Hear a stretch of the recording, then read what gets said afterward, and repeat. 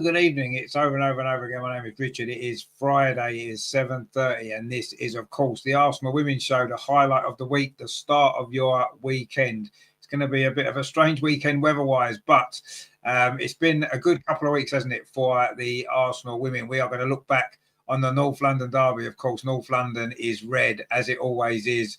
We're going to look at that performance there. There was, of course, a game last night as well. We qualified for the Champions League quarter-final with a nervy victory over at Juventus. We'll look back on that. There is a new date announced, of course, for the Bayern Munich game.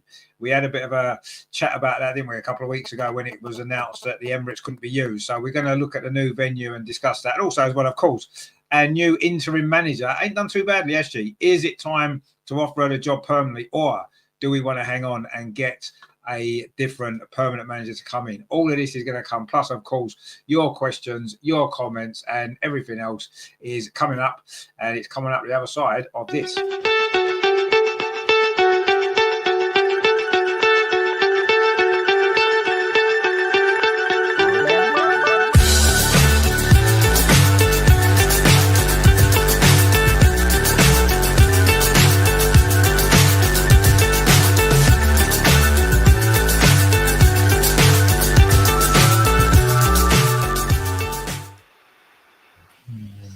And joining us tonight is, of course, the lady herself, Lady Ange. How are you doing this week?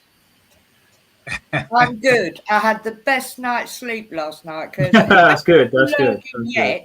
But I haven't slept very well. Last night, knockout. After the slight drama of it all. Good stuff. Well, that's what we like to hear.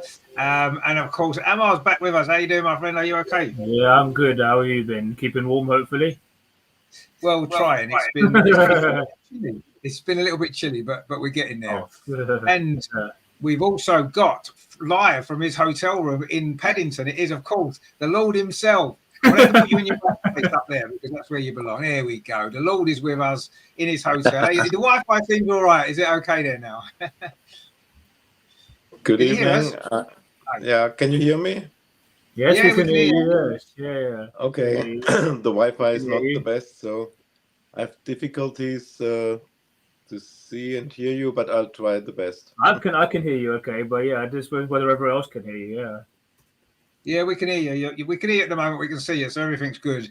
And hopefully your Wi-Fi will hang up for the show and it won't let us down. But we'll do our best. We'll do our best and see how we get on. Now, of course, as always, we like to do things chronologically on this show. So there's only one place we can start. Of course, last weekend, last Saturday lunchtime, what a game that proved to be.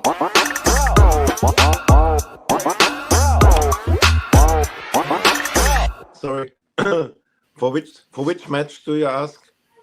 It's the Tottenham match. Tottenham. It's the Tottenham match. Yeah. So obviously a week ago, we were a little bit. We wasn't worried about the game, but after last season's defeat, we wanted to make sure this season we got it right, and it couldn't have gone much better. Really, we got the early goal, which settled everybody down, and that led to another pretty dominant Arsenal performance, which we've almost become used to in the last few weeks, the way we've been playing. But obviously the important thing was to get the 3 points. We could have scored a few more goals. Of course we could, and embarrassed them a bit more. But I think beating them 3-0 in their own backyard is a pretty decent result. And it was a good performance again. Another clean sheet, goals coming from different players, scoring every single game.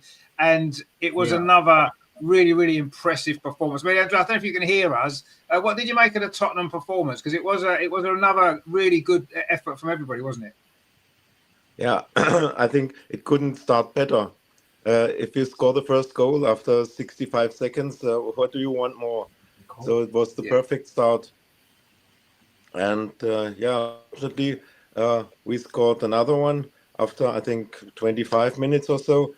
Yeah. And we dominated the game, and the game plan from Tottenham was destroyed after 1 or 2 minutes. But then I think it was in second half, or was it already still in first half when Daphne made this crucial save. This could have changed the whole match. That's true. It was just a fantastic save, and even Tim Stillman, who is a big fan of Manu Zinsberger, said he thinks Manu wouldn't have saved this ball. Oh, I don't know. And if Tim says this, well, this was a crucial moment. And then, it took a while until we brought everything to bed with the goal. But he's gone again. Andreas' Wi-Fi is letting him down. You'd think in London, wouldn't you? You'd think they'd have decent Wi-Fi, wouldn't you? In hotels in London, you pay enough money for hotels in London. You'd imagine that they could get some decent Wi-Fi for Andreas. I always think that the lobby. I would say rather than the bedroom. I always notice that in hotels the lobby is the best place. I feel that always gives the strongest connection, but I don't know. I think you have to pay extra, don't you? I know we've been in hotels before. You get a free Wi-Fi and it's not very good, but if you pay extra, you get a stronger Wi-Fi. I don't know. I mean, it's ridiculous, really. That it should be included. Yeah, sorry, Rich. Can I interrupt there? Poor Andreas has forked out money for a flight. He's forked out money for the game. Money for whatever else. I won't delve into. Is he going to pay that bit extra? Probably not. Next. No, absolutely. It shouldn't have to. It shouldn't have to. It should be included, shouldn't it? It should be included. I totally agree. Yeah, absolutely. It should be included. And unfortunately, most hotels I've been to, it's not. You have to pay a premium to get extra good Wi-Fi. So it's just ridiculous, really. But anyway, I'm sure we'll battle on. I don't know if he doesn't seem to be there, does he? He's sort of there and he's not there. I'm not sure what's happening. Anyway, I'm sure he's trying. He's trying to. We need to get ourselves back in the right order again, don't we? Because it's confusing. Like I mean, we'll come to you about the Tottenham game. Obviously, it's always nice to beat Tottenham, no matter who's playing. Whatever Arsenal-Tottenham game it is, it's always nice to beat them and beat them so comfortably as well. They were never really in the game. But Andreas made a good point about that save that Daphne made before half-time. Had they gone for 2-1, could have been nervy. But that's what she's there for. That's why we bought her. And that's why she's number one now. Yeah, I mean, that was the only real thing she had to go do all game. It was uncharacteristic of Kim Little to give the ball away in the midfield. When they pressed, I mean, other than that, if you think it was going top corner, when I saw that was actually going over. But, it just shows her athlete, it's just showing why we signed her. We'll go on to another superb save we actually made in the game last night later. But it goes to show, I can understand where the Manu's sentiment is coming from. Maybe she's not saved that. She may have been slow to react. I wouldn't say Manu's best days behind her, but she's reminding me now of Sari van Veenendaal in a way, because how good was Sari for us for many years. But I think she could even be even better than Sari. And other than that, I mean, she knows she's got the back line now and look more solid and more confident now. They've got her behind her. I think everything just seems to be transformed under Renee. And I don't know whether it's to do with her being Dutch, but it's just everything seems to be clicking. It was a crucial save. There was only effort they had on goal in the whole game. And other than that, she more often than not, she seems to be a virtual spectator. But when called upon, she's proving herself to be very, very reliable and capable when needed. So that's great to see, isn't it? Yeah, I mean, that's the job of a goalkeeper sometimes. You might not have anything to do for 85 minutes, 90 minutes sometimes, but when you're needed, you've got to be ready to make the save when it's needed. And it was still quite early in the game in overall scheme of things, but it was an important save. And it's true, when you don't have a lot to do, it's easy to lose concentration and maybe not be ready and focused when you're needed. But she doesn't seem to suffer from that at all. Every single time she's needed, she's ready and she's there. And that was a great save. And it kind of just sums up, I think, at the moment where we are as a team as well. Everybody seems to be... Everything seems to be clicking for us suddenly when it wasn't a few weeks ago. I mean, Ange, you must have enjoyed beating Tottenham. It's always lovely. It's a lovely feeling, isn't it, when you go to their ground and beat them comfortably like that? It's glorious. Oh, you knew from soon as, who was the player? Was it Jordan Nobbs who had scored quicker than Russo for an Arsenal player? Oh, was it? It wasn't Nobbs. I didn't remember. That's good knowledge. I didn't remember that, to be fair. To be honest, I don't, only because whoever else I was, other than you, Rick, that they mentioned that. But honestly, I nearly, it was like very good. And I think after that, it was just a feel-good factor, wasn't it? It really was. And once again, Frida, whoop, whoop, whoop, no stopping that young girlie. And then, of course, at the end, Blackstenius, well, not at the end, but Blackstenius, our Stina. Always happy with the Stina. Very happy. There, it was good to see her scoring. And back to Daphne. Back to Daphne. Yeah, I'd be, and I loved him so much. I would be Aaron Ramsdale. I really would. Totally lose concentration. Oh, where's that one come from? Yeah, I really would. Oh, I'd be rubbish. But yeah, she's really on it, isn't she? She looks kind of really laid back, and then suddenly, boom, she's there when needed. So obviously, her concentration is 100%. And that's just what we need. I don't know. I didn't know anything about her, and it was through my Dutch friend. And as soon as I heard the noise, I thought, yeah, it's going to come to us. And then my Dutch friend, she's saying, oh, yeah, she'll want to be number one. I said, trust me, she's going to be number one. There's not many things I know in life. She ain't coming to the Arsenal to sit on the bench. And she came a bit sooner than even I thought.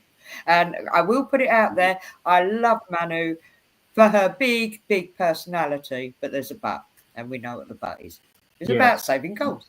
Next. Exactly.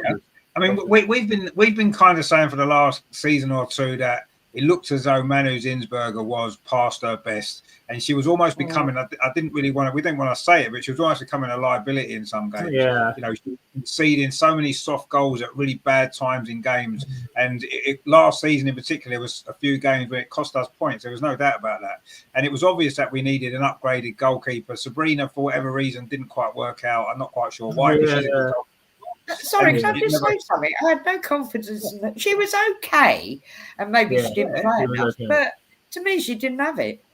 Didn't have the confidence in it. Don't think. No, I don't. No, so I didn't rate her, and I'm quite into goalkeepers, predominantly more men. But yeah, didn't rate her at all. No, shut up.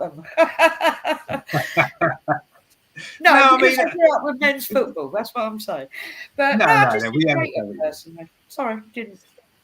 No. I mean, maybe it was a confidence thing with Sabrina. Maybe you're right. I don't know. I mean, I thought she did okay. Yeah, she didn't get enough opportunities to really prove herself enough. But you know, Manu kept getting picked for most of the big games, and I don't know. But obviously, I've been a fan of Daphne since the Euros in 2022. We saw her live, and she was brilliant. Yeah. And from that point onwards, I wanted us to sign her because I could see how good she could be. And now we've got her. It's glad that, you know, finally we're seeing exactly what she can do as a goalkeeper. And I think you're right. She does look very calm, and I think that's important. It's brought a calmness to the defence because everybody trusts her, and she comes for crosses. She's very good at handling the ball. Absolutely. Her distribution's good. Her shot stopping's good. And I think she's made a massive difference defensively to the whole team. We look more solid defensively now because we've got more people that they all trust. And that was what was missing the last year or so, or a bit longer maybe with Manu. And you're right, we love Manu for her personality. Absolutely, we do. But as a goalkeeper, I think her best days are behind her, and we've moved forward. And I think we've got one of the best goalkeepers in the world currently in our team now. I really do think she's that good, and she's going to get better and better the longer that she plays. And I'm so excited that we've got her, and it's great that she's doing so well. And let's hope it can continue because it's such an important position. And if you don't have a good goalkeeper, no matter how good your team is, you're probably going to struggle because you're going to let in daft goals. We've cut that out now. When was the last time we let in? We let in a daft goal against Vålerenga. And I suppose the Man United goal wasn't great, but those goals we were letting in nearly every single game last season, whereas it's once every so often. And that's not really down to Daphne. It's just mistakes that people make. We've got Royston with us. He says, thank God it's Friday. Indeed, my friend, it's been a long week, actually, as well. It has been a long week. There's no doubt about that. Terry says, good evening, Richard. Lordy. Hope you get better soon. And as well. And Amar, welcome back indeed. Yeah, I mean, Andreas, I don't know when you could hear him. He has got a bit of a cold. Obviously, last night. I could tell. I hope he's well. He didn't wear at the Emirates. He's got a cold. But he also went to Stamford Bridge on Wednesday. He was telling me as well. Yeah, that's true. Yeah, he went to see the Chelsea and Chelsea Celtic game as well. Yeah, he gets himself about when he's in London, does Andreas? Don't worry about that. Greg's with us. He says, evening all, and good to see Amar back indeed. Terry says, you lot ain't going to like my views on Arsenal tonight, so I'll apologise. Let's get into this. Terry says, I thought it was absolutely crap against us. What are you watching? Sorry, Terry, I love you for all the world, mate, but what game were you watching? He likes to wind us up, doesn't he? I think he was watching the Tottenham Ipswich game the previous week. He's got to be winding us up, surely. Yeah, seriously. Greg says we lack goals. We're only playing Spurs. Well, yeah, I mean, we could have scored a few more. But let's face it, when you go away to Spurs and win 3-0, you have to be happy, don't you? Listen, we went to their soulless stadium. We didn't want to embarrass them any more than we did.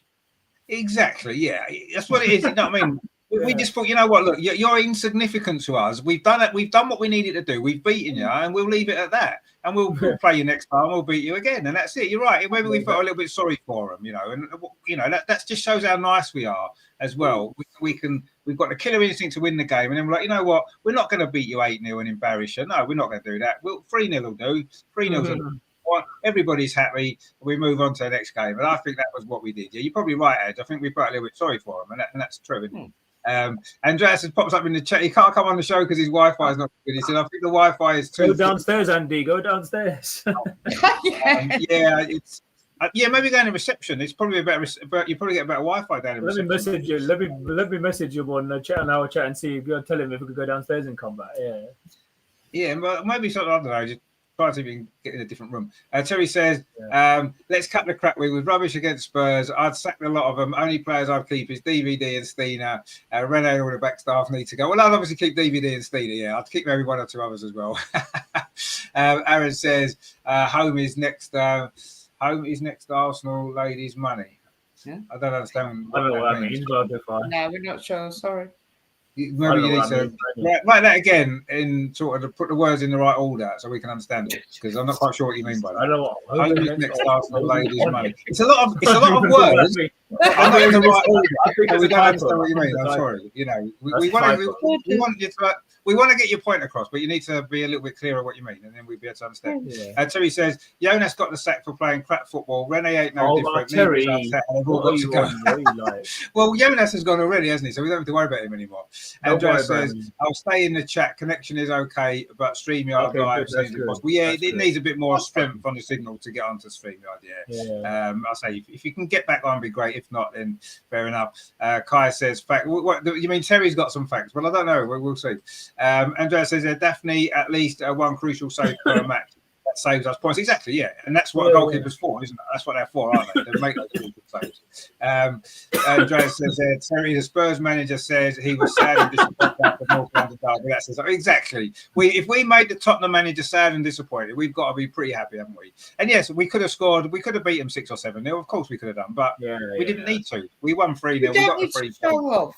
We'll save that. Yeah, exactly. You're right, Ange. It's showing off, and nobody likes to show off, do they? Nobody likes to show off. So let's just win the game and go home, and we did it. And it was nice. It was fun. It was a nice game. We could enjoy it after we scored so early, so there was no tension really because we got it won. The second goal by, I just want to actually say the second goal by Freedom on, and the little flick from Caitlin Ford. What a little pass that was. That was just incredible. Yeah. And it was a brilliant goal. And that was good enough for me. Greg says, I'll be sad and disappointed if the only manager's job I could get is Spurs. That's true, actually, yeah. I think he was probably sad and disappointed with his life, not anything else, because that's all he can do. It's the only team that wants me, so I have to do it. I'm sorry, I am sad and disappointed. But yeah, maybe you're right, Greg. Maybe that's what he meant. He didn't mean anything to do with the performance, just his life in general. But yeah, of course, it's a great feeling to beat Spurs. And I think we all felt we were going to beat them because we were coming into it in such good form. But you know, football doesn't work like that. You've got to go out and do the job. And I thought we did a professional job, didn't we? We scored some good goals, and it was fantastic. As Ange rightly said, it was great for Stina finally to score her first goal. No, was it her first goal of the season? No, it was her second goal of the season. Yeah. But her first in the WSL. And I think she deserved that because I think when she's come on, she's done well in the game. She's created stuff, and she's been unlucky not to score it at the bar a couple of times. And it was nice for her to finally get a goal, and it was the goal that really sealed the win as well, which was nice. So I was really pleased for her, and obviously pleased with the result and the fact that we've gone there and won the game so comfortably. And I think that's the most important thing, isn't it? So yeah, I mean, it was all we could have asked for, really, apart from a few more goals that I think Terry would have wanted to make him happy if we won 8-0. But let's not be greedy, because it's 3 points, and that's what matters. So, of course, I mean, we did have a game, of course, last night, which we'll come on to. But before that, of course, they did announce a new venue for the Champions League game against Bayern Munich.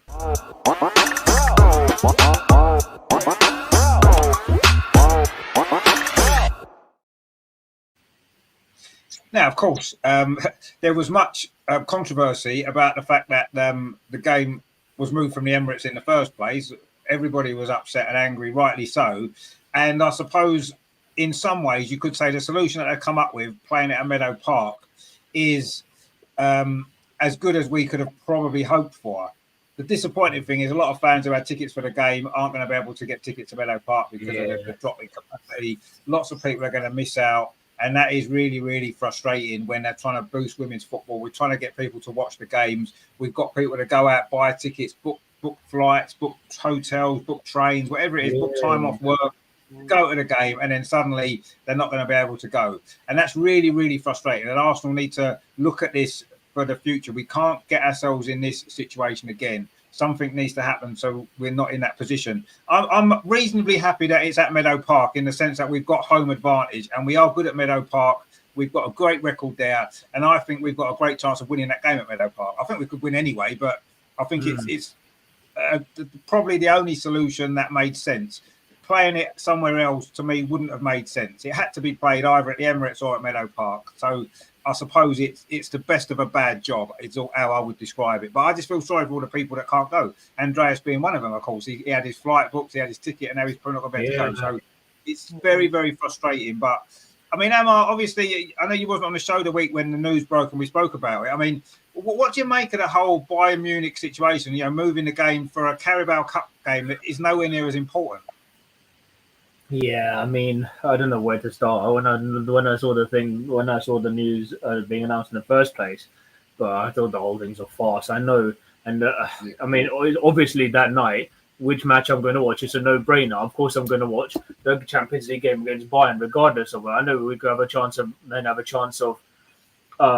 reaching a semi-final of a cup, which would be great to see. But at the same time, now that the women are playing so well, and you think after they drew with Vålerenga last night, if we beat Vålerenga in a couple of weeks and go into that game, there'll be pressure on Bayern if they want to try and avoid second place and avoid a really tough quarter final. So it's, I mean, let's not get ahead of ourselves, but we've got a great chance of winning our group now. But I mean, it's such a shame, and when you think how much turnout, what happened the last time we played them there. It's a nonsense, really, isn't it? Carabao Cup, I know, but it's unfortunate Crystal Palace can move because I think we played them 3 days later in the league after that or something. But they need at least, what was it? They need at least, I read somewhere, they need at least 2 days to have the pitch and the facilities to themselves, but to relegate the women on, it is. You could do what other way? How else would you describe it? You have to relegate the women on for a second Carabao Cup team, which you know is probably going to feature like much change side from what you see in the Premier League. It's an absolute joke. There's no way that should have happened.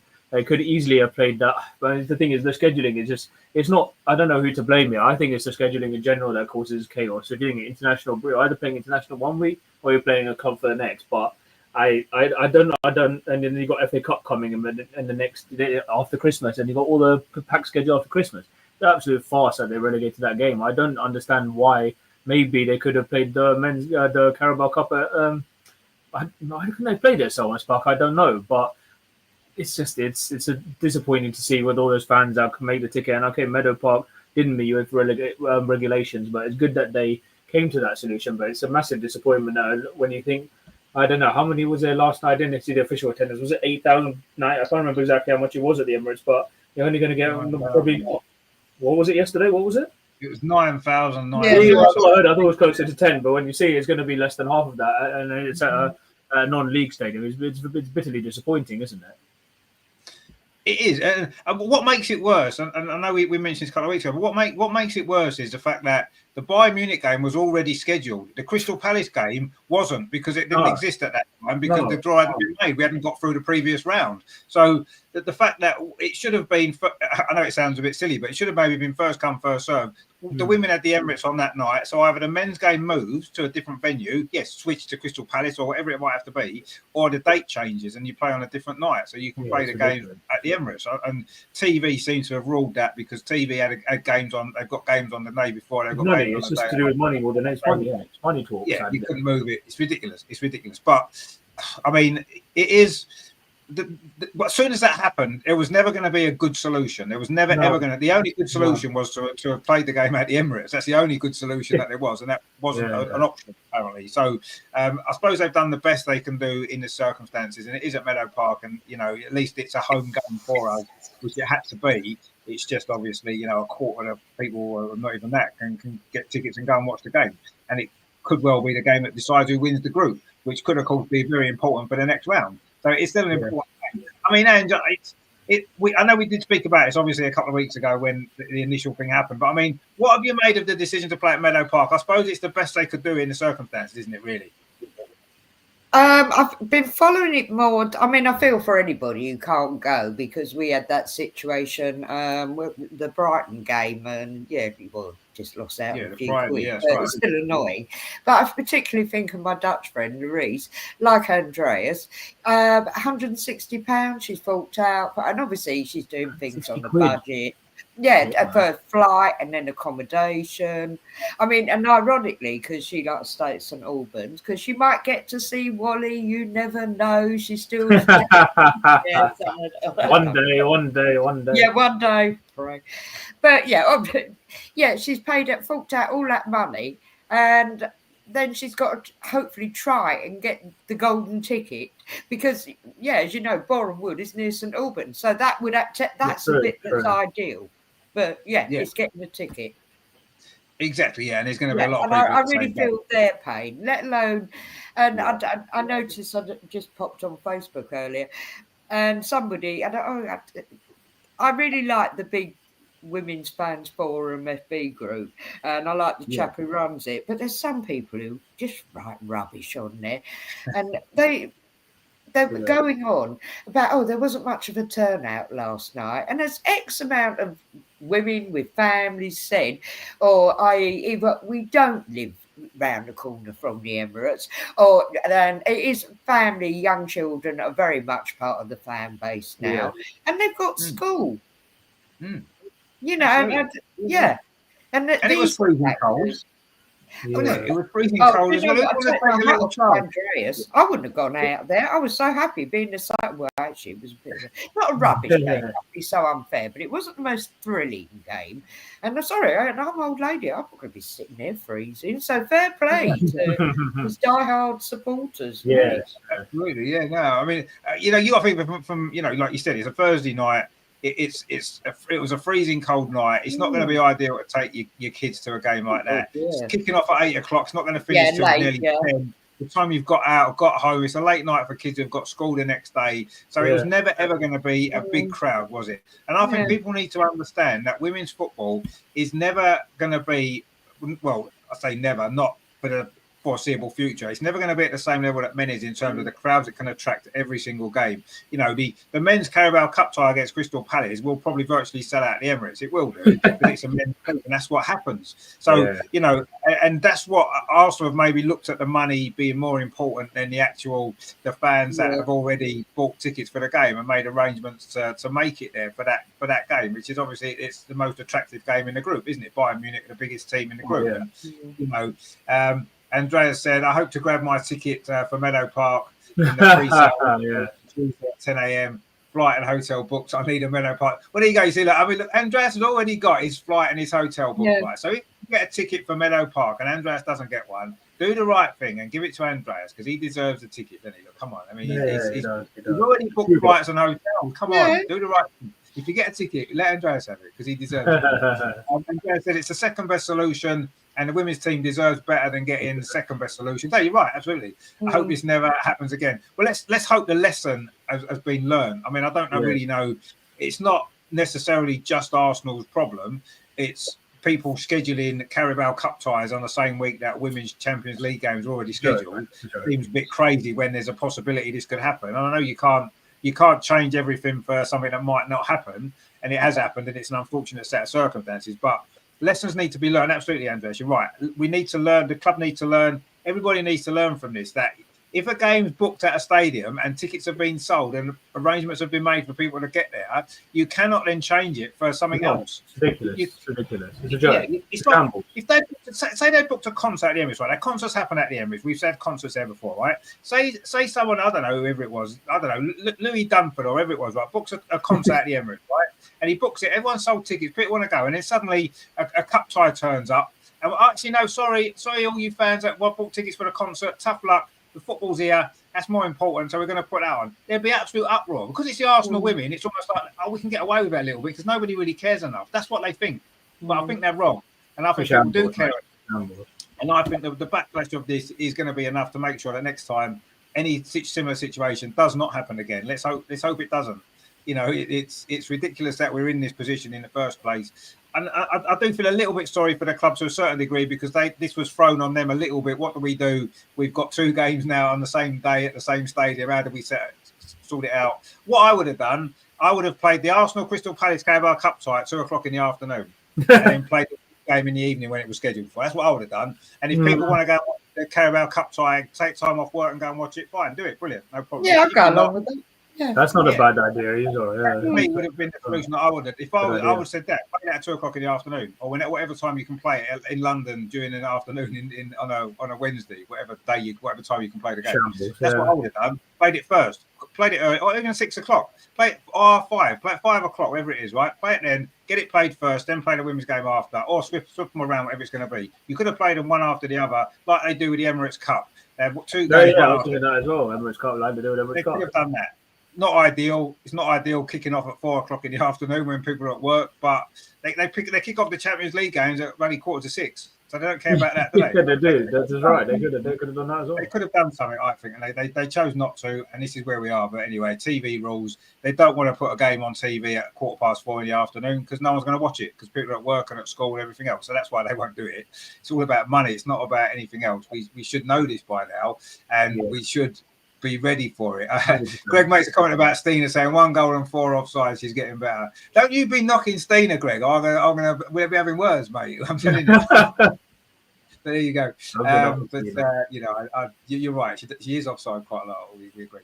Terry says we ain't winning nothing as a club again this season. Playing this way, City, Chelsea will beat us to death. Well, we'll see. We got a draw with Chelsea. We got a draw with City. We were unlucky not to get a draw with Chelsea. So I don't know. Let's see. We're a bit better now as well. So let's have a look and see. Greg says what they should have looked at is which team plays the most attractive football. Win every time. Well, yeah, obviously that they would, and that should have been a consideration, maybe. But unfortunately, it's about money, isn't it? Terry says, "Don't knock all this game change against Bayern. This will be Arsenal's excuse for losing." Who do you think they? No, they won't lose. There we go. Andrea says the Emirates was already booked for Champions League and tickets sold. Exactly. Yeah. The club should have said, sorry, Emirates isn't available for the third-class men's cup. No, you're right. That's what they should have done. Absolutely, they should have done. But that's never going to happen, is it? Because money's more powerful than anything else. And that's what made the decision ultimately. Greg said, now we've qualified, it's a kick around, really. Well, it's not because we can win the group. And winning the group could really be important for the draw. So I would say that, yes, we've qualified, but it's still an important game. And it's, it still needed to be played where it should have been played. Terry says, Ange, I feel for you and Arsenal fans. This club don't care less about the fans. It's all about the spondoolies, money. Well, you're right. I understand. Yeah. Well, yes, certainly, especially when you're supporting the women, particularly. Yeah, without doubt. I think it is anyway. I mean, you look at the Arsenal club, and they're releasing new fashion brands every week. I can't keep up with that. I want to turn these notifications off, but I can't, can I?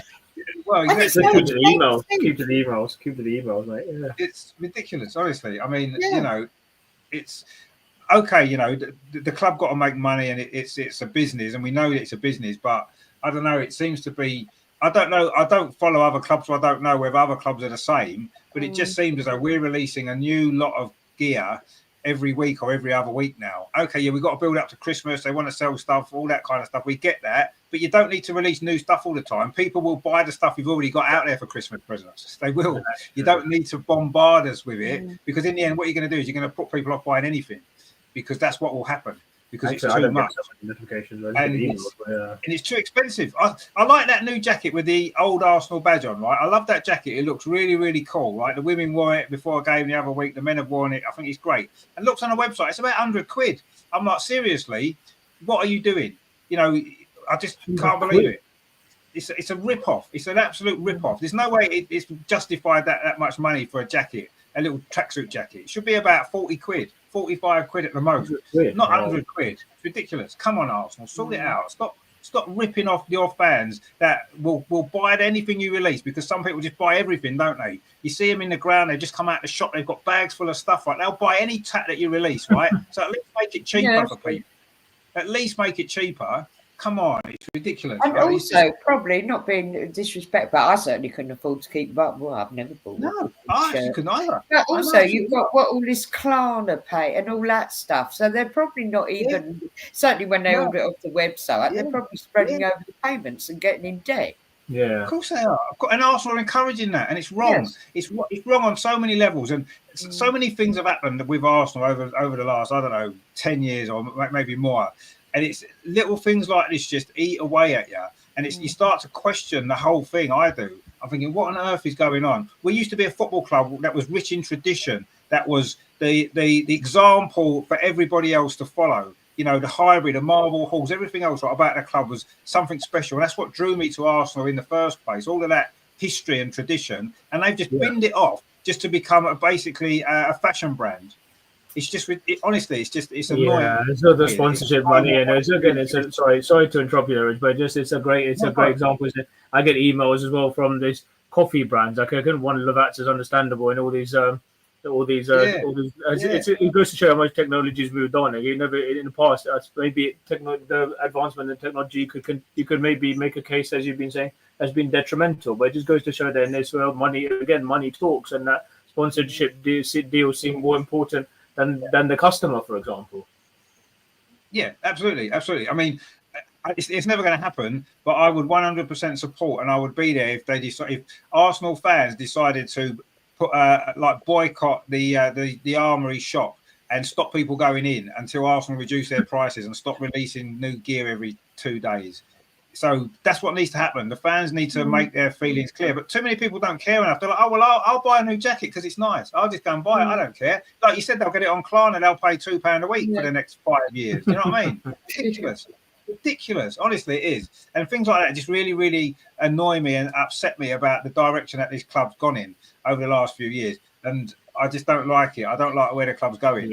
And the football on the pitch now, for me, more so now, has to be much better to compensate for all the rubbish off the pitch that's been going on in the last few years. Unless it's almost perfect on the pitch, I'm going to get annoyed because I'm thinking I don't like the direction.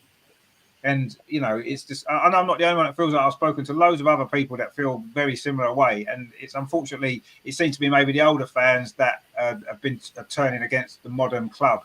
And that's not what the club should be doing. They should be looking to keep the whole older generation of fans that have followed the club for years and years and years, rather than all they care about is the younger generation that's maybe got more disposable income to throw at the club. That's all they're worried about. And they should care about the people that's been there for years and years and years when no one was there. I was at Highbury once when there was like about 12,000 fans for a game. Do you know what I mean? And there was loads of us there, and a lot of us are still interested now, but the club don't care about us. Because they know they can get 60,000 at the Emirates. They want to put 80,000 in the Emirates because they know they can get 80,000 people to spend their money. And they don't care about people like me and you, and you maybe now I think it's myself, you know what, I can't afford that anymore. I just can't afford it anymore. I'd love to, but I can't. But they don't care because they'll get someone else who can afford it. They'll just get someone else to do it. Exactly, so they're not bothered. And it's frustrating because in the old days they were crying out for people like us to go to games, you know, because they had no one else. I say the ground was Highbury was half empty. I was there so many times and it was half empty. And so many of us that were there then now are just so annoyed with what's happening at the club. But, you know, and this whole women's Bayern Munich game situation just sums it all up for me. Sums up where this club is at the minute, where we've been going and where we're heading even further. Worse times are to come. Some people look at it and say it's good times, but it's not. In reality, when you actually break it down, it's actually bad what's happening to modern football in general. I only care about what happens at our club, and it's not great. It's a results-based business, at the end of the day, isn't it? Yeah. Well, it is. It's results-based and it's money-based as well. BB says should have kept Highbury as a second stadium. Part of it could have been converted into a sports centre for the locals. Could have been used exactly those kinds of. Now you see, that is. I've said this a long time ago. I said this, but again, money to sell to property developers was worth more money than building a new stadium there or a smaller stadium and having sports facilities. More money was there to sell it to housing. And that's, again, it was money that drove that decision. Yes, we had to pay for the new stadium, and that was part of it as well, I suppose. And we have to look at it that way. But you're right, absolutely right. We should have kept, even if it was. You look at what Man City have done. Okay, yes, the circumstances are different, but they've built a separate women's stadium next door to the men's stadium. They've got academy. Yeah, that's right. Everything there, haven't they? It's fantastic. You know, whatever we think of Man City as a club, what they've done with their facilities there is fantastic, and that's the blueprint for me to how to do it. You've got a separate women's stadium, a smaller one next door. You've got all the facilities there all together. And I know we can't do that because we moved to a place where that wasn't possible. Unless they flatten everything around Holloway Road, and we can build a new women's stadium next to it and everything else, which would be a great idea, but it's never going to happen. We're kind of stuck in. We couldn't do what they could do, but that's got to be that's the blueprint for me. And I know it's never going to happen. But Terry says a big up for he's a bit brighter today, which is good. Greg says should never have left Highbury, the best brand ever built. Absolutely, of course, we shouldn't have left Highbury. But again, what was the decision behind moving from Highbury? Money, more fans in the stadium, more bums on seats. That was the only reason. And I can remember even in the season when we won league titles at Highbury, the average crowds were less than 40,000, right? And the ground held 60,000. It wasn't even full when we were winning league titles. We didn't need to move. Capacity was about 40. Oh, I thought it was more about 40. Oh, okay. Well, it was around about that. It wasn't like obviously the average crowds now are a lot higher. But when we were winning league titles in the 90s, in the 80s, and stuff like that, you know what I mean? Our average crowd was, I think in 91, I think our average crowd was like 41,000 or something, right? So we didn't need to move away from Highbury. We could have developed it so we could get 40,000 fans into Highbury. Like what Manchester did with Old Trafford, for example. They expanded it to over 70,000 as well, didn't they? Liverpool doing the same with Anfield. We could have done the same with Highbury. That's not a bad shout, actually, I mean, it would have been more difficult because there's housing around it and all this kind of stuff. The location wasn't exactly ideal, and I know a lot of the residents wouldn't sell their houses and stuff like that. But if you offer people enough money, they'll do it every colour, quite honestly. Terry says, in 47 days, Arsenal have chucked out 4 different modes. How many it is? 4 in 47 days. Wow, it's even worse than I thought. I'm glad you've been keeping track, Terry. Keep this right, because I knew it was a lot. I didn't realise it was 4 different sets of gear in 47 days. Wow, that is incredible. That is incredibly bad, actually. So well done, Arsenal, for that. Terry says, if we're playing so well, why is our attendance going down? Even Chelsea had a bigger crowd than us. How embarrassing. Well, yeah, I think there's reasons for that, and I don't think we should look at it individually. Andrea says, Terry, there is still more possible. 47 new merchandise in 4 days.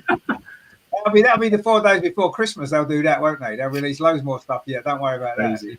At the end, there's going to be loads more stuff. I'm trying to think of what more they can come up with, because they just come up with nice ridiculous designs, lob it on a jacket, and say, there you go. That's the new thing. What's this brown one all about? Like a chocolatey light brown. What's that about? That's nothing to do with Arsenal. Why are we selling stuff like that? It's horrible. Come on. So at least the other one's got the old badge on it, and I like that. But I'm not paying £100 for it, no matter how nice it is. Greg says, go back to the shops and bring the price down. Exactly, yeah, that's what I would say. Absolutely. Terry says, Lordy, you have a very good point there, and it wouldn't surprise me. Yeah, exactly, it wouldn't. Andrea says, I love this new dark red jacket with the old crest under. Exactly, yeah. That's exactly my fault. When I saw that, I think it was a game, the team were wearing it in a tunnel coming out, and I'm thinking, wow, that is amazing. What a jacket that is. My first thought was to go onto the thing, have a look and see how much it was. I saw the price. I thought, okay, no, I'm not going down that route. Thank you very much. Don't care how nice it is. Unless someone on the channel wants to donate one of those jackets to the channel, that would be not paying for it. So there you go. We'll chip in. What we should do is start a GoFundMe page to buy me one of them jackets. So I'll put £1 in. It's enough. There's only crowdfunding. £1 in each, crowdfund it, and we'll get a jacket, and I'll wear it on the Boxing Day show. Whatever. That'd be good. Terry says Arsenal don't want the old fans. They don't spill. Exactly. Yeah, we're too tight, Terry. That's what it is, my friend. We're just too tight. That's why they don't like us. Terry says Arsenal should donate the dark red jacket to Lordy Lordy just for his love. They should donate me one as well. Yeah, it's Lordy Lordy should get one. I should get one as well. I want one. So, you should get one. He doesn't show me, does he? Do you want one? Oh, I don't know. I do get the discount with my old Arsenal vouchers, but I don't know if that will still give me much of the war. So I don't know. Well, I'll tell you what we should do. We should all get them to wear them on the show, shouldn't we? So what we should do, we should start. Everyone should donate. Everyone who watches the channel should donate the money so we can get 4 of them Arsenal jackets. We can wear them on the show, and that'll be good, won't it? And that'll be really nice and cool. And it'll be a Christmas present. It'll be the Christmas present from you guys to us for the shows. Why don't we do that? That's an idea. But no, actually, don't, because what it means is Arsenal are going to get the money for this crap, and I don't want Arsenal to get the money. So actually, don't do that. Don't do that. I've changed my mind. As nice as it is, unless we get it cheap somewhere off some cheap Chinese website, do it that way. That'd be all right. Fake one. Greg says in the 60s and 70s, didn't need tickets. You just turned up and got in. Exactly. Yeah, they were the days, my friend, weren't they? Well, they were great days, weren't they? I can remember actually. It would have been later than that. It would have been in the 80s probably. Waking up on a Saturday morning, Arsenal was away, I don't know, Man United or Everton or somewhere. You'd wake up on a Saturday morning and think, you know what, let's go to the game. You'd ring your friend. So we go to the game. Yeah, make your way to Euston Station or King's Cross. Pay £2, whatever it was, for a train ticket, the Intercity Express. Jump on a train, go up to Liverpool, Manchester, wherever it was, Swansea, somewhere in the middle of nowhere. Pay on the gate, go in, watch the game, come home. Probably get bottles thrown at you on the way. They were great days, weren't they? And now you've got to plan a game weeks and weeks in advance. You've got to buy a ticket. Can you get a ticket in a ballot or not? I don't know. You might never get one, right? And if you are lucky enough to get one, it's going to cost you £500 to book a hotel, book a train, book days off work, all this kind of stuff. No, we don't need all that. Let's go back to the old days. You can just turn up and play and go in. You remember that, don't you, Ange? You must remember all them days. That's long gone, isn't it? Well, it's long gone. It is. That's sorry, Endo. Yeah. Yeah, it's a shame, isn't it, really? Terry says Arsenal women should pull away from Arsenal and move to Kent and call themselves just because they'll be on Terry's doorstep then. That's a good idea for Terry. Why don't you let them play in your back garden, Terry? Open up your back garden, let them play there. That'd be good. If you could sit in, have a cup of tea, watching the game from your kitchen, that'd be good, wouldn't it? But no, I mean that actually kind of it appeals to me a little bit, moving away from the men's club completely and setting up on their own. If they can afford to do it one day, why not? I agree, that would be a good idea. Terry says, well, you must have been rich. We used to get the 50p red bus ride. I remember the red bus ride. It was only about £2 to get a train from Euston to Liverpool, wasn't it? Something like that. It was cheap. Maybe it wasn't even less than £2. I can't remember now. It seemed like it was £2. VV says, I went to a match in 1994. 1994. Day and just turned out and bought a ticket. Yeah, so you could do it then. See, 94. Could you do it in 94 at Highbury because it was all seated then, wasn't it? I still think you needed a ticket maybe then. You sure it wasn't maybe earlier than that when before they brought in all the seats? Because I know it was more difficult to do that. Maybe you still could have done it in 94. I had a season ticket there, so I can't remember. But I know obviously before they had all seats at Highbury, you could literally just turn up and just pay on the gate and go in. Brilliant. Shame that you can't do that anymore, isn't it? But anyway, that's modern. It's modern life, isn't it? You know, things change, and unfortunately, not everything gets better. But one thing that did get better in the end was the game last night in freezing cold conditions. Players has now got some sort of man flu on the back of sitting out in the freezing cold for 2 hours. But we did get the result in the end.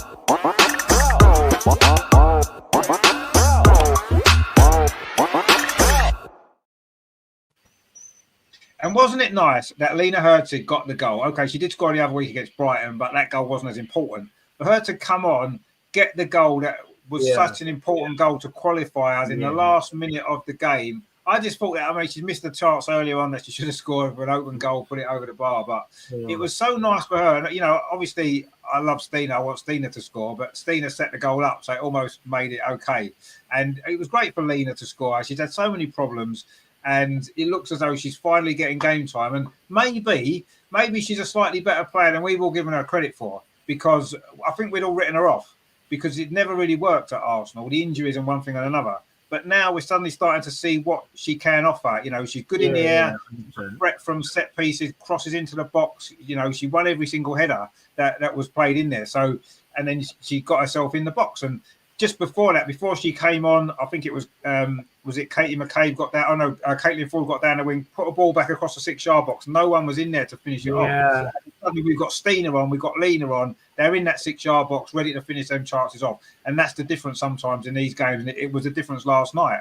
And it was great to see. And it wasn't the greatest game overall. We played okay. We got the result we needed. But to win it in the way that we did, to keep going, plugging away and sticking with it and getting the goal, I was just so pleased with really. The frustrations from the first half kind of gone. The second half was better and we found a way to win. But on the downside of that, it was a very Jonas-like performance overall, wasn't it? I mean, Amar, what did you make of the game overall last night? We got the result and that was great and we kept at it, but the football wasn't great, was it? No, it's funny you should say that. I was thinking exactly the same thing, wasn't it? Being frustrated, not failing to get past the low block. Yeah, where we had this one before.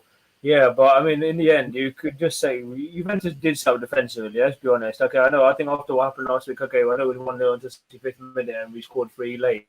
You could see maybe after that they maybe wanted to have a bit defensive. But, you know, they always had that threat in them. Maybe they could sneak a goal on the counter.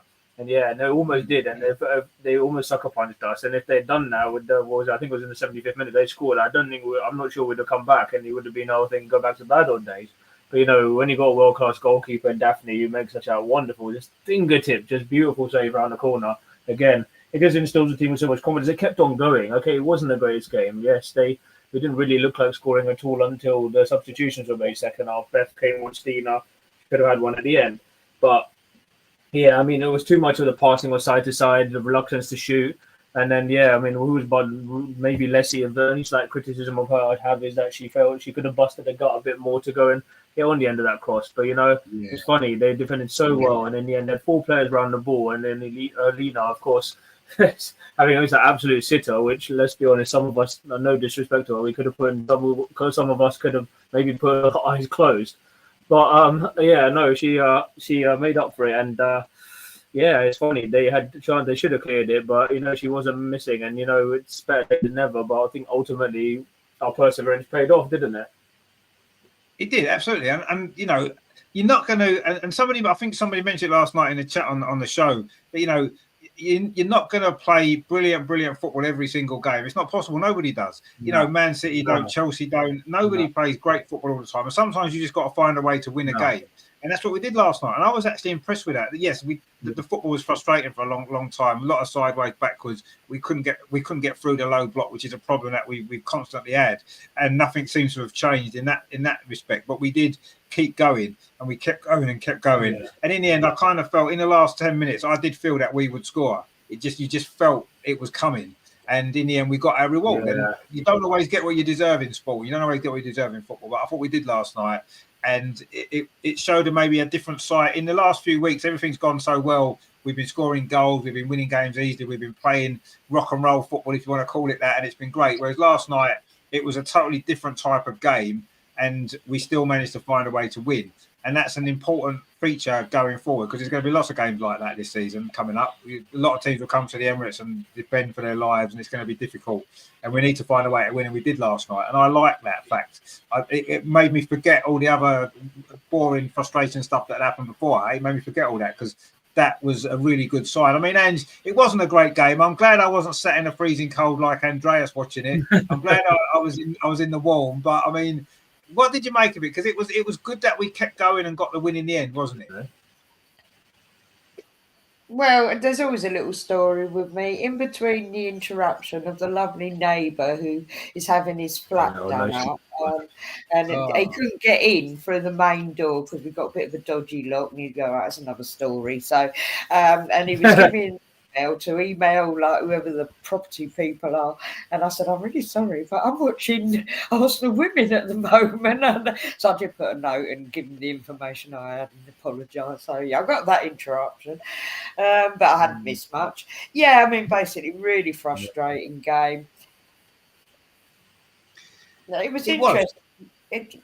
What did I do in my notes? Yeah, because I'm oh Christ, that's a bit organised then. I should pass myself. Nice. At the time, but the BBC, right, according to them, Arsenal 73.6 overall possession and total touches in the box. Arsenal 31, Juve 9. Wow. I mean, that's domination, isn't it? That's domination, that right now. It didn't feel like that at times. No, it didn't. That's the thing. Yeah. No, it didn't. It didn't. And it was a frustrating game. But, and as somebody in your messenger chat said, who seemed a bit doom and gloom, I truly believe this. I said, keep the faith. Yeah. And it happened. And it did happen. Good old Arsenal, 1-0. And can I go on to Lena? Exactly. I have not been her biggest fan. I'm not about hate. I'm a very nice person. There was actually, with that big Arsenal fans forum, when somebody put up what's happened to Lena, has she retired? And I actually put up. Somebody put in the fans forum as well. That's right. And I got a bit of backlash for that, but that's. Well, sorry, that's how I felt. Thanks. But I know she's had personal injuries. I would say she's got fabulous hair. The woman has hair. She does have nice hair. She absolutely does have nice hair. She's got good hairstyle. Next. But do you know what? I was really pleased for her. I'm sorry. Same. Because I like yourself, Rich. I've always been big. As soon as Stina hit the scene, I just fell in love with her. Yeah, she's my favorite. I really do. Because she's a bit of a shy horse, bless her. Although she's getting good now. She doesn't have to fall over, does she? She can just go boop. No. And I mean, that was really fine, didn't she? What was it? A couple of headers. And I mean, how long was she on for? When was the substitution? I can't even remember. I think it was the 80th minute or something. Yeah, quite late. So she wasn't on for long. And boom, she was there. No, she wasn't. Yeah, she wasn't on for long, no. So, no, and quite rightly, she got player of the match. Yeah, fully deserved. You got player of the match? Oh, I didn't know that. Fair. Well, for Arsenal. She did. Yeah. On the Arsenal website, she did. Yeah, that's it.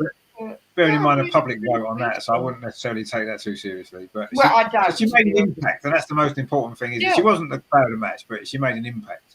Yeah, big time. Yeah, she did, and she generally does. Terry says, "Come on, Richard, good in the air. She had 5 headers and missed a target 5 times, all inside the 6-yard box. Is she taking lessons from 29?" I mean, what I mean by being good in the air is she wins headers. And okay, yes, a lot of them went over the bar.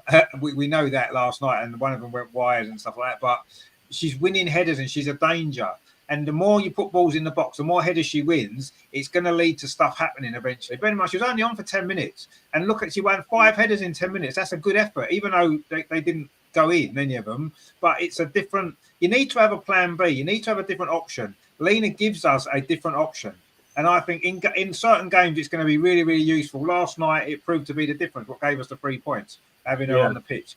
And I think it's a great player to have in your squad that gives you an option. If the men's team had a centre forward who was like her as an option, it would help us massively. I'm not saying she's the greatest player in the world. No, she's not. And I'm still not convinced she's maybe good enough to be a starter in the team every week. No. But off the bench in certain games, at certain points in certain games, she can be a real threat and a real danger.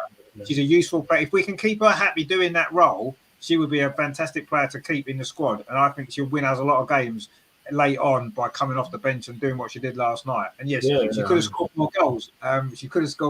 But ultimately she got the winning goal at the end, and that's what matters, isn't it? Andrea says it was a game that was crying for a 0-0. It was, but it's so deserved that we won. 71% ball possession. Juve was only relying on 1 lucky strike. Fortunately, we had Daphne in goal. What a save again! Yes, I mean, it was an incredible save. It really was, And I think I don't know whether Tim Stillman had made the point about the save she made against Tottenham that Manu wouldn't have saved it. There's no way Manu would have saved that one. No, I agree with that. She would never have saved it, and it would have been 1-0 to Juventus, and they'd have probably won the game because and that's late stage. It would have been tough, but Daphne is Daphne. She does what Daphne does, and that is why we bought her. That is why she's now number 1. And Manu Zinsberger probably isn't going to play very often. Carabao Cup maybe he might be limits this season now, I would imagine. And Terry said, "I can't wait to play one good game. We've had a few good games. What about Brighton? That was a good game, wasn't it? What about Juventus away? That was a good game. Andrea says, I'm absolutely sure Oh, no, Manu watching. come on. Absolutely, yeah.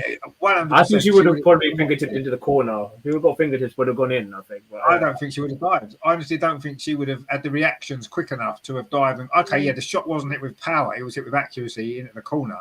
But I don't think Manu would have had the reactions to have got down and made the save at all. I don't think she would have done. I think she would have been standing on her feet and watched it roll past her in the goal. That's what she would have done. Absolutely.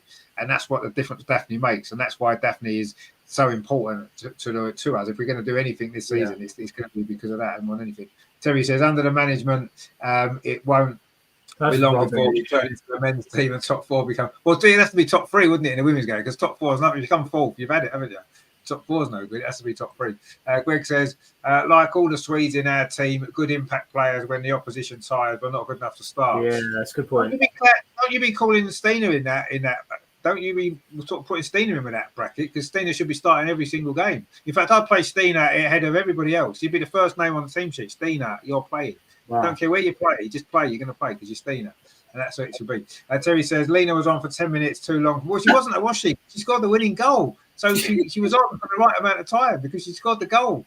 And, I agree with Ange. I'm not convinced by her at all. I never have been. Mm-hmm. I remember watching her play for Sweden before we signed her. The summer we signed her, and I'm thinking, that was in the Euros, and I'm thinking, why have we bought this player? Is she really good enough? And obviously she's been injured a lot, and we haven't seen much of her, and I'm still not convinced by her, but I think she's a good impact and a good plan B, and I like that. So I'm happy to keep her for the time being, and let's see how it works. But yeah, I was delighted for last night, and I'm delighted that we won the game. We've qualified. We're in the quarterfinal. The Champions League, we lost 5-2 to Bayern Munich a few weeks ago, and I thought that was it. We were out. Nothing was going to happen instead. And now, look, we've qualified, and we're only a point behind Bayern Munich with 2 games left. True. 2 games to spare. 2 games to spare. It's not even like we scraped through like we've done in the past. We've done brilliantly. We've done brilliantly. We've scored 9 goals in those last 3 games, conceded only 1, and brilliant stuff. Yeah. And that's right. Oh, sorry, can I just say, because I've forgotten about this kind of because we've been on this good run, but basically we've started from scratch, haven't we? Yes, we have. With the initial games, qualifiers, right down there, and we've got through that. Yeah. And we're now we're in the quarterfinals, and with the possible, and also, most importantly with Bayern, if we can get top of the group, great, it will help. But also, it's like, sorry, we need a win off. You humiliated us, not this coming time round. No way. And I think you're right. Meadow Park will be the perfect place to do it. Yeah, it will. And that's the other positive for me is that I know we beat Bayern Munich at the Emirates a couple of years ago when Frida Minor scored that amazing goal. But I think at Meadow Park we've got much more. We've got a much better chance of beating them playing there. And that's the real positive for it. Because we're so good at Meadow Park, we always have been, and our record there, we don't lose many games here, do we? We don't lose at all very often. So I think we can definitely beat them there at Meadow Park. So that's going to be good. And imagine winning the group. And you're right, Ange. We had to start, didn't we? We had the qualifiers, which we got through, and there was all them extra games, and then we lost the Bayern Munich in that opening game, and you think it could all go wrong so quickly. And now we're in the quarterfinals of the Champions League again. That's the 3rd time we've qualified, and with the 3rd in the group stage, and the 3rd time we've got into the quarterfinals. So that's great, and we need to keep doing it. Sorry to interrupt, Rich. Just a quick one on that. Is it in? I don't know. I know it's, of course, we know that, as you know, next season is going to be the league phase, which you have in the Men's Champions League, which again is not everyone's cup of tea. But is it an open draw? So I'm just thinking, if we don't win our group, is there a possibility we could face Chelsea or City in the quarterfinals? Oh, I don't think we can. I think in the semi-final we could. I think it's semi, isn't it? Because it's not made it clear. I looked on the website. It didn't say. I thought I assumed from when I read it online last night that it's an open draw. But I don't think you can draw a club from your own federation, can you? I don't think so. I'm not 100% certain. I believe we couldn't. I've not checked it really, actually. But I'd have to check. Somebody will know. But I couldn't imagine we'd draw Chelsea or City. Maybe let's get Chelsea over 2 legs. Let's get Chelsea. No, not yet. No. I think we could beat them. Honestly, I think we could beat them over 2 legs. I do. Bearing in mind that's not going to be till the new year when we play those games. And I think we'll be in a much stronger place then anyway. So I Let's don't know. save it for Lisbon. Let's all start planning that for Lisbon. I'm joking. Whoever we get in a quarterfinal of Champions League, it's going to be a tough game, isn't it? Because every team's going to be good. It's going to be difficult. So we're going to have to beat whoever we have to play if we're going to get to the semi-final again. So let bring it up. Whoever we get, bring them on. I'm not bothered about playing anyone. Absolutely. I'm not bothered either. We can beat anybody. I really do. Aggie's with us. She says, "Good evening, Arsenal fans. Good evening from Sweden. Hope you are doing well. Obviously, enjoyed last night's game. I know." Terry says, "We didn't deserve nothing from last night. I'm glad we won, but I'm fed up watching crap football and scraping through." But sometimes it's going to happen, isn't it? We can't win 6-0 every single game. I know you predict we're going to win 6-0 every game, but in reality, we're never going to win 6-0 every game. I say sometimes we have to scrape through. We do have to scrape through. There's nothing wrong with scraping through. If you scrape through enough games in a season, you end up winning lots of things because that's how you do it. You're not always going to win 4 or 5-0 because that's not how football works. Andrea said, "Stina is miss offside. Sorry to say this, I like her, but for me, she's not a starter ahead of Leslie." No, don't you start as well. What's everyone looking on Stina tonight for her? Try, she got an assist last night. The golden English girl. What's going on? Come on, what's going on here? What's going on? I mean, she is offside a lot, but I blame the fact that no one passes it to her quickly enough. She makes a great run, and someone holds onto the ball too long. Look at the goal against Tottenham. What happened? Mariona played the ball first time to her. She's clean through, scores a goal. Last night she was clean. We should have scored. That wasn't a great finish. I'll give her that. That wasn't great. But should she start ahead of Leslie? I don't know. I think she's more of a goal threat than Leslie. I think she'll always score more goals. If she starts, she'll score more goals. Is she a better all-round player? No, probably not. But I don't care. I don't care if she's a better player or not. Honestly, I don't. I just want her in the team because she's a goal threat and I just think she's brilliant and I love her and I want to see her on the pitch. She's no good sitting on the bench, is she? Because it's no good sitting down there. You need to be on that pitch, make an impact on the game. And that's what I want to see her doing. But yeah, she's not going to start ahead of Leslie. That's obvious. Leslie's a starter every single game, isn't she? We know that. And, she probably deserves to start. Tired last night. She looked very tired.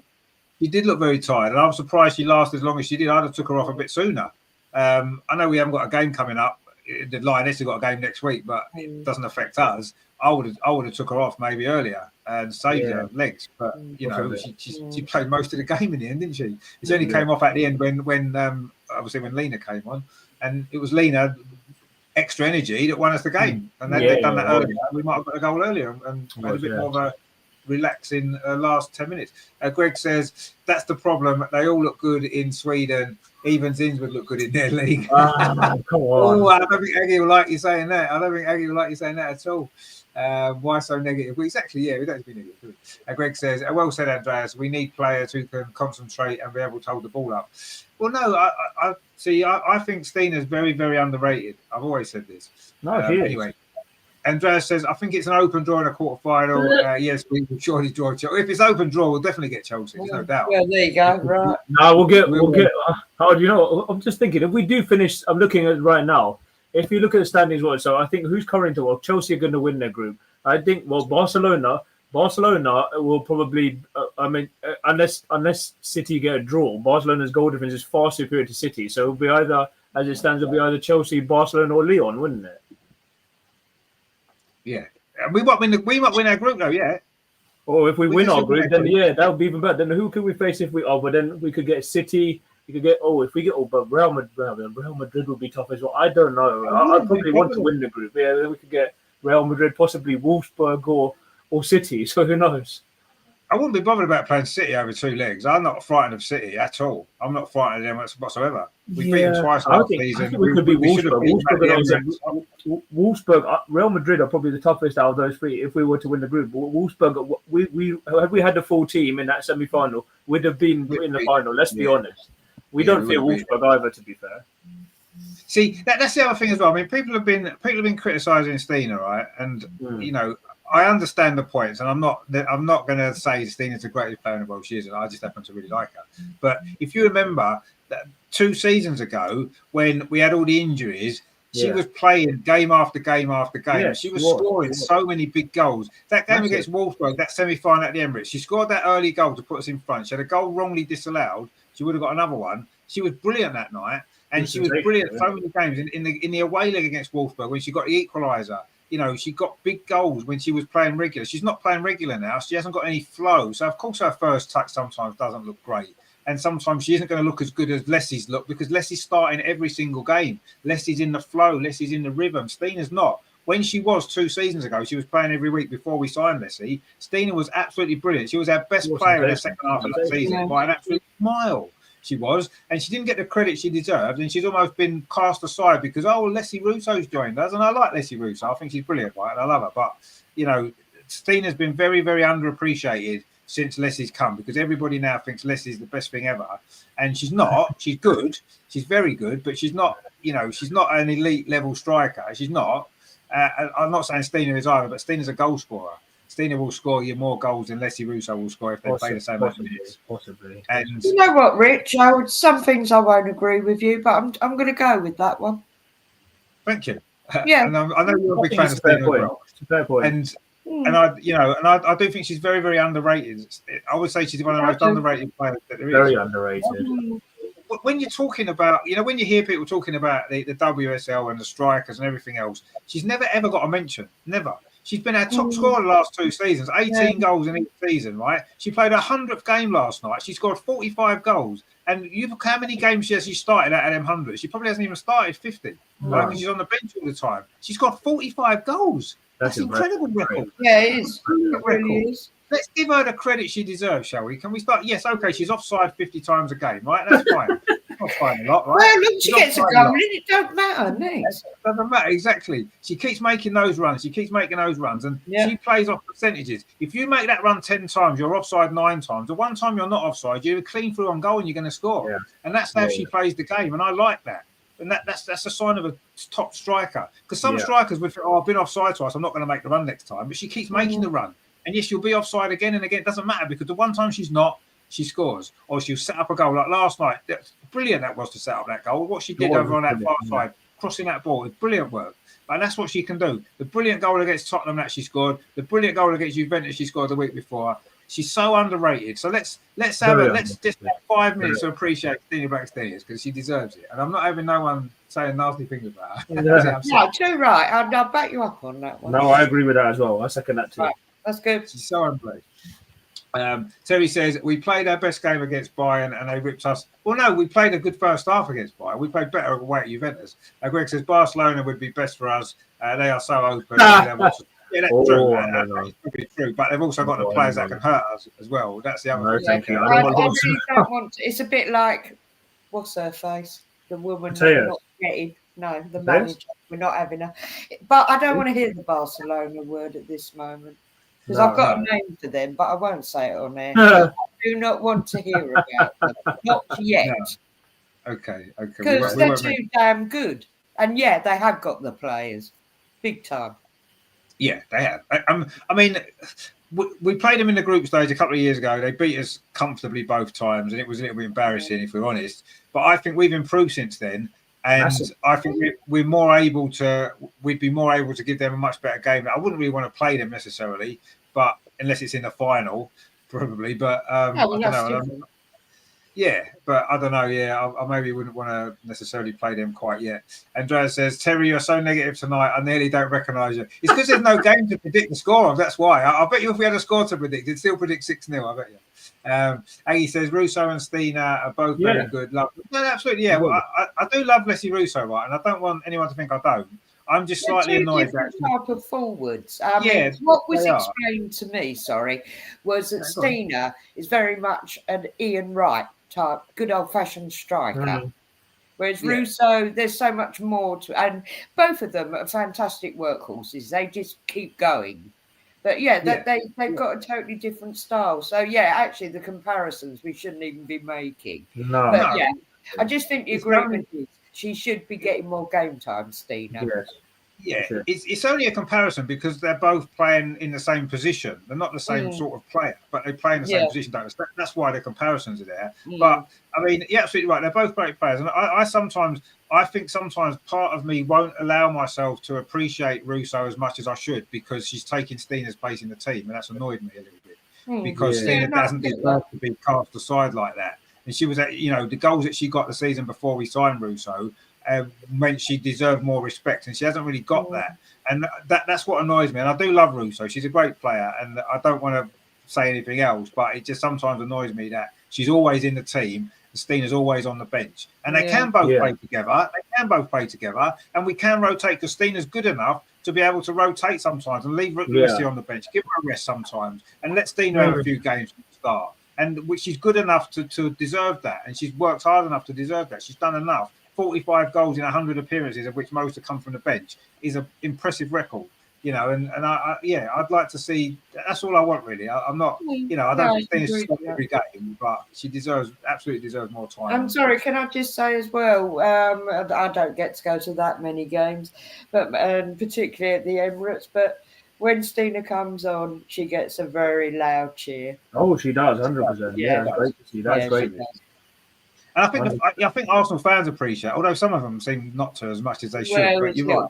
But I do think whenever anybody mentions the WSL at strikers, and she never gets a mention ever. Yeah. Never gets a mention. Yeah. And I think she's as good a striker, she's as good a finisher as anybody in the WSL. And if she played every week, she would score 25 goals a season. Absolutely. Possibly, I think so.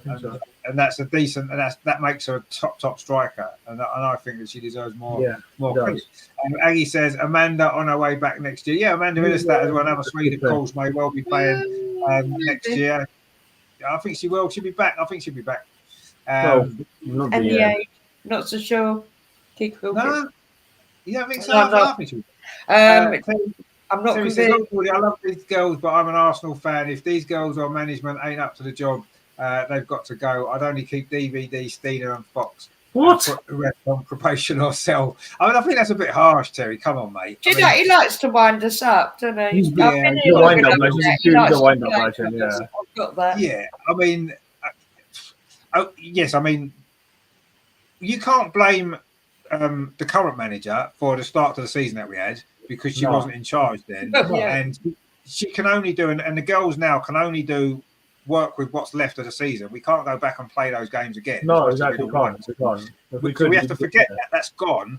Look at what's happening now, and things are a lot better now. Yes, I still, we'll come on to the manager in a minute, but things are a lot better now, and I don't think we can look and say, well, these players aren't good enough. I think over the last few games they've proved they're good enough, and on occasions over the last 2 seasons they've proved they're good enough. And I think just with a few tweaks here and there, we're not far away. We wasn't far away last season. We wasn't far away the season before. Mm-hmm. We've been a bit unlucky, a bit unfortunate, and we can get it right with the players that we've got and with the coaching staff that we've got. I don't think there's major problems, and I don't think we're that far away. No, we're not. Terry said, I agree with this though. Terry said we should be building our team around Stina. Absolutely, I would build my house around Stina is what I would do. Obviously we can't. But no, you're right. I agree. But remember, most of her goals last season were in a Conti Cup against lesser teams. No, they scored against City and Chelsea. Don't forget. She scored in the final. She got the winner in the final. She got a hat-trick in the semi-final. And the season before as well. You got to remember, she started a lot of games and she played in all the competitions. She scored lots in the Champions League. She scored in the Champions League last season. I think she scored in the Champions League this season. I think that's a bit hard. I think if you want to look at a player that scores against lesser teams, look at Bunny Shaw. She get 4 goals against some rubbish. Or look at Sam Kerr. She'll score 6 goals against Brighton when they were bottom of the league, and she doesn't score too many in the bigger games. And that's you could say that about many people. Stina does score goals against the lesser teams.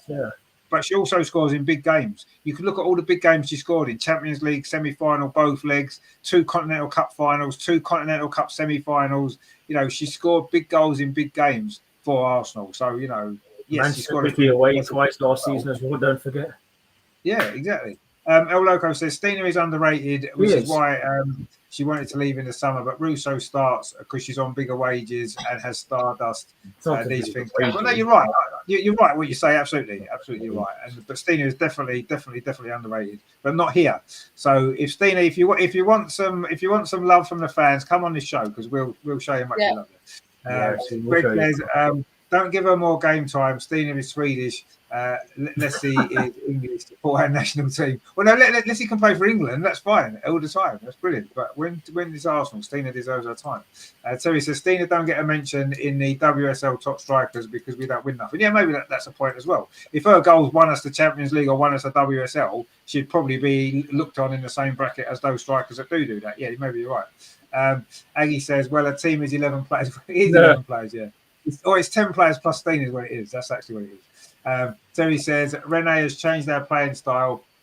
Just got lucky sometimes. Well, I don't know. Oh, you mean hasn't changed? Well, okay, yeah, she hasn't really changed it. El Loco says Amanda Willis is coming back as a wife, the only wife in our team. Boyfriend proposes, but I don't think she's the only wife, is she? Because didn't Manu get married last summer? Yes, Manu got married as well. Yeah. I know she married a woman, but she still got married, so she's still a wife. And I think there's one or two others I think may well be married. I'm not sure, actually. I'm not sure if they're married or not. Anyway, Andrea says Amanda will leave in the summer. She might. I don't know about that. I don't want to. Yeah, I can see it. She's of a certain age now. Playing. I mean, I don't. She's definitely early 30s. She's had a baby. I don't think she's going to be in a hurry to come back, personally. No, probably not. Yeah, I mean, but it's realistic. I could be wrong. I could be very wrong, but I don't think so. Andrea says Lena is married, Manu too. Married. And I think as well, isn't Frida Marnham married as well? Because she's now her surname Leonardson Marnham, isn't it? So I think she's married as well. Maybe there are a few that are married. Aggie says Lena Hurtig is a wife and mother, soon to 2 kids. Well, there you go. You see, Aggie would know being Swedish. So there you go. So yeah, she's not the only wife, but there's a few, isn't there? And there's a few. So, but yeah, I mean, it's will she come back? I don't know. I mean, if it was you, Ange, obviously, you know, you're a woman, so maybe you can give us more of a perspective on that. if you was a football player and you just had a baby, would you be in a rush to come back and play football, or would you think, actually, you know what, I'm going to enjoy being a mother for a bit longer? Well, I was lucky enough to do that in my real life, and certainly didn't have as what they've got. And I was, of a certain age when I become a mummy. And I was fortunate enough that I didn't have to go back to work. But would you have wanted to? No, no, I wouldn't. No, bottom line, no. Yeah, to answer that question. I just feel there's the factor with her age. Yeah, she's first time mum. I'm not saying she's pulling a fast one on Arsenal, but I just think. I think you're right. I do follow on Instagram, and I'm seeing the lovely little family photos. All I'm saying is, I'll be surprised if she comes back personally. If she does, you might be right. You might be right, and I do think that I think Arsenal supported her as they had to do, as it was the right thing to do. But you might be right. I mean, it's different, isn't it? I know having a job as a sports person is different to a normal job that we all do, and it's not quite the same. I mean, I wouldn't go back to work if I didn't have to, but if I played football, I'd be quite happy to go in every day and play football. So it is slightly different, I suppose. But I think being a mother does make a massive difference, doesn't it? Yeah. Yeah. Nice. Oh, what happened?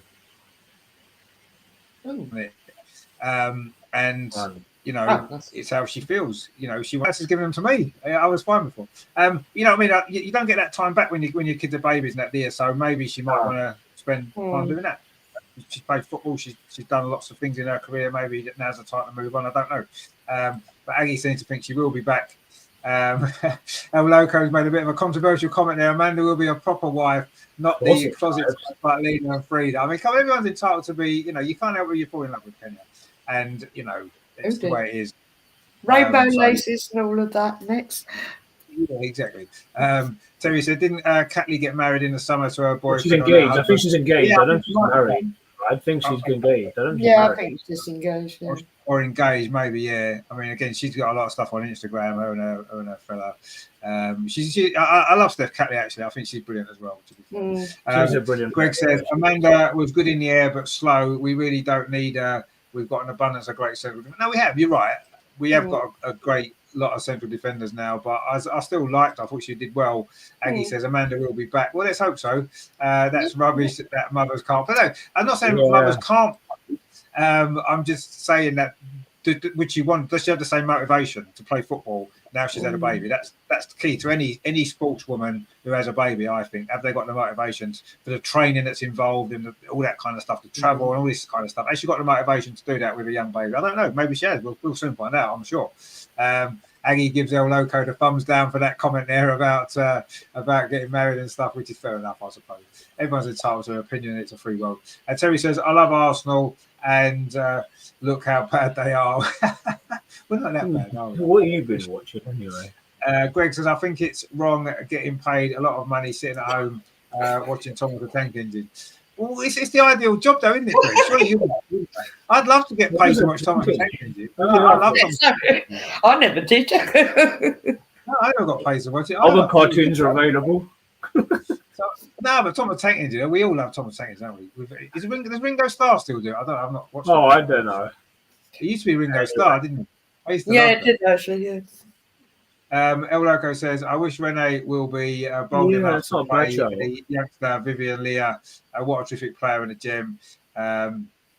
She could easily be Saka. That's an interesting comment, isn't it? Could she be the next Bukayo Saka for the women? I don't know. I think Katie Reid's another good young player as well. Katie Reid, I was going to say. We haven't, I don't think we're in a position, or we haven't been, to throw youngsters in yet because of the pressure we've been under to turn the season around. Whether that'll happen later in the season or not, we'll have to see. But I'd like to see some more youngsters playing a bit more. Yeah, of course. We love seeing our young players come through, but you have to do it at the right time, don't you? But Vivian Leah being compared to Bukayo Saka is interesting. I like that. We'll have to see how that one develops over the next couple of years, won't we? It's a big comparison, that though, isn't it? Good youngsters, we have some great youngsters as well. That's an interesting comment. I'd put Michelle before Viv. Personally, possibly even also other than Layla Hubbard is a player too. It's a different position. Yeah, you got Layla. Yeah, we've got a lot of good young players. Actually, we have got a lot of good young players at the minute. Yeah, we do. Let's see how they go. Aggie likes Kafaji, of course. Because she's Swedish. Of course, you can like that. Absolutely. We love Kafaji as well. She did well last night when she came on. I thought as well. Showed some bravery on the ball. She's prepared to take people on, and if she loses the ball, she loses the ball. But at least she's looking to make something happen, and I quite like that. So I think she's got a big future, Kafaji. She just needs a bit more time to develop. Yeah. And she had a good game last night. And of course, last night could be, or maybe not, the last game in charge for our new superstar manager.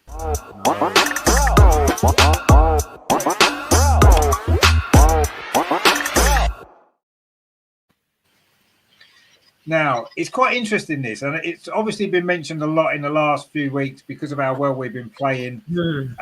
Should Renee get the job full time now? Has she done enough? Has she earned the right to be given the job full time? And obviously, there's an argument to say she has. Look at the results. Look how well we've played most of the games. And then you've got the other side of it to say, well, are we doing much different to what we were doing in the last 2 or 3 years under Jonas, which didn't work? Is it just because maybe she's coming with slightly different approach to 1 or 2 little things? It's made a few little tweaks. Is that going to be sustainable long term to turn us from being almost of the team to being a team that can win things? I'm not convinced that that's the case. I'm enjoying Renee. I like her.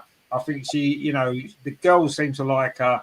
You can see the improvements in the results, but I'm not convinced long term. I'd like to see a complete breakaway, get a top manager in like Chelsea did. They lost Emma. They got in Sonia Bonpasta, who's the best manager there was out there.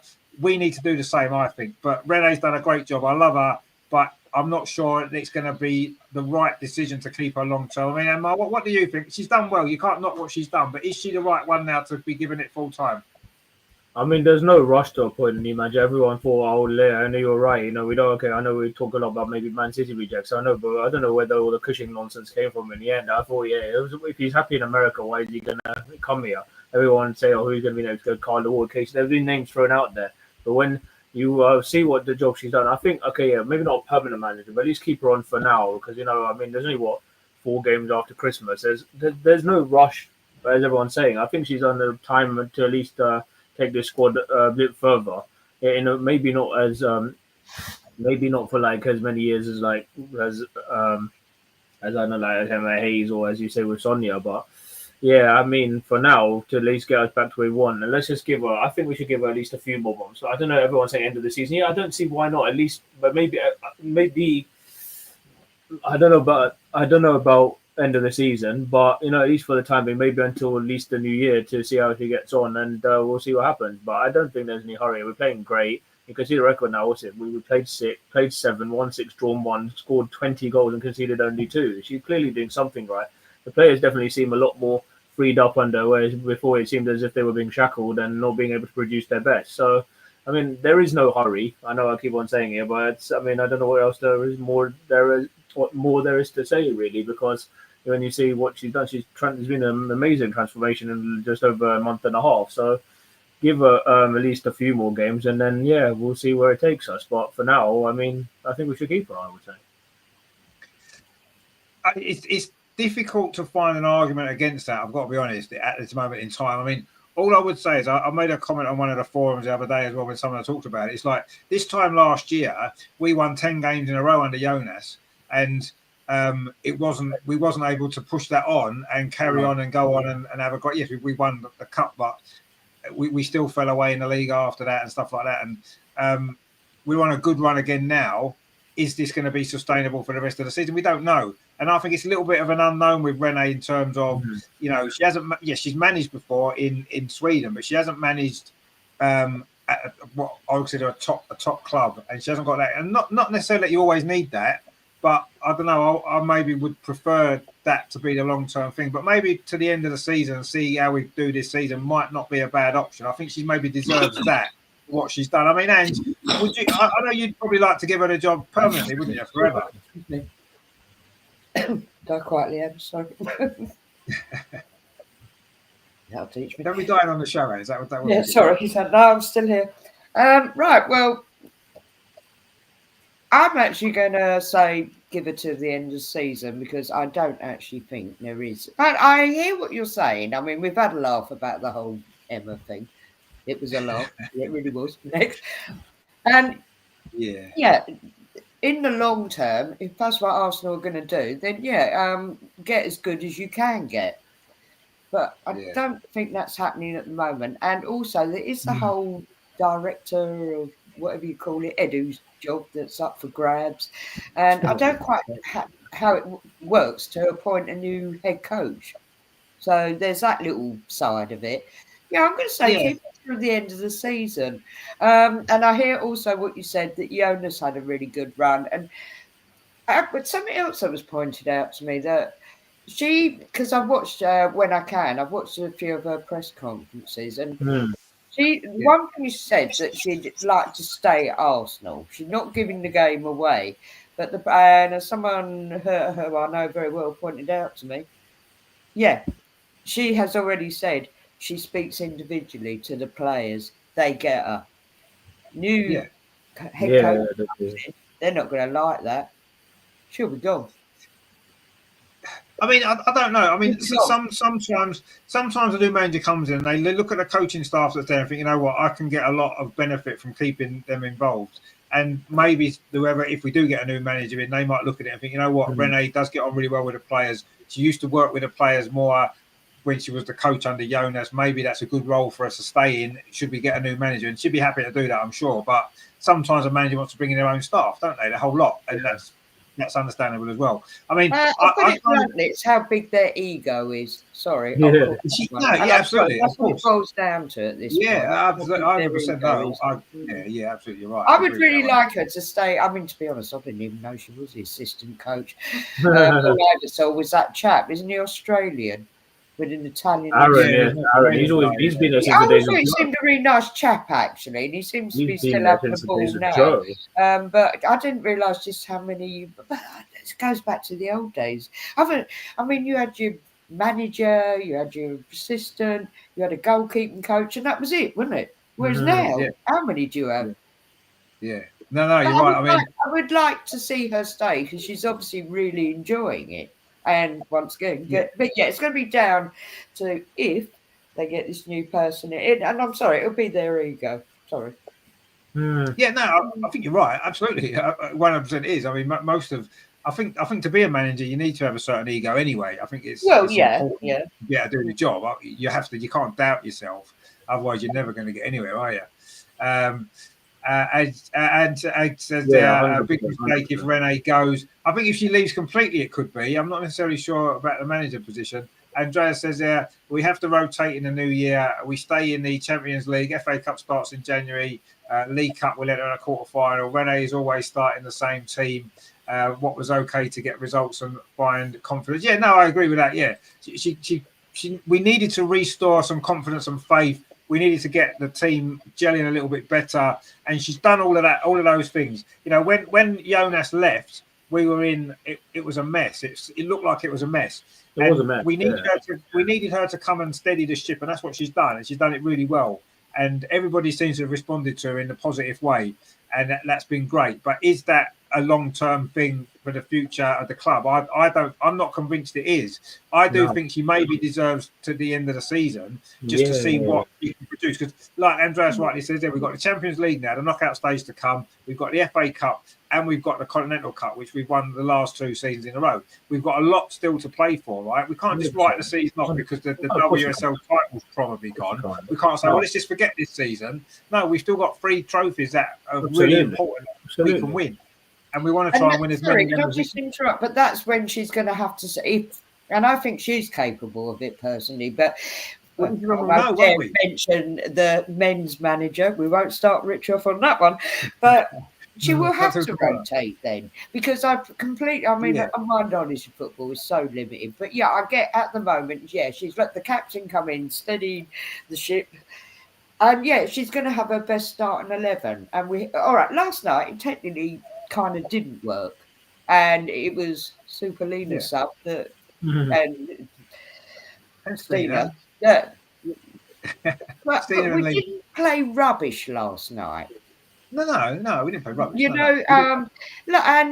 Listen, we've had some great games. That one, it was kind of a job done, and we move on. And absolutely. I just think at the moment, she has to play a starting 11. But if she's given more time, and I think she is more than decent, she'll understand that, like whatever the League Cup's going to be called now, and the FA Cup. She's going to actually. That's where Stina's going to come in, because she is, certainly the Carabao Cup, not Carabao. Sorry, it was. I feel like just on that, it's interesting you said that. It's interesting you said that. I'm sorry to interrupt as well, but I feel like she's got to settle. I feel like she's got to settle. Don't be brief, to the point. But I feel like she's got to settle starting 11 now, which is good to see.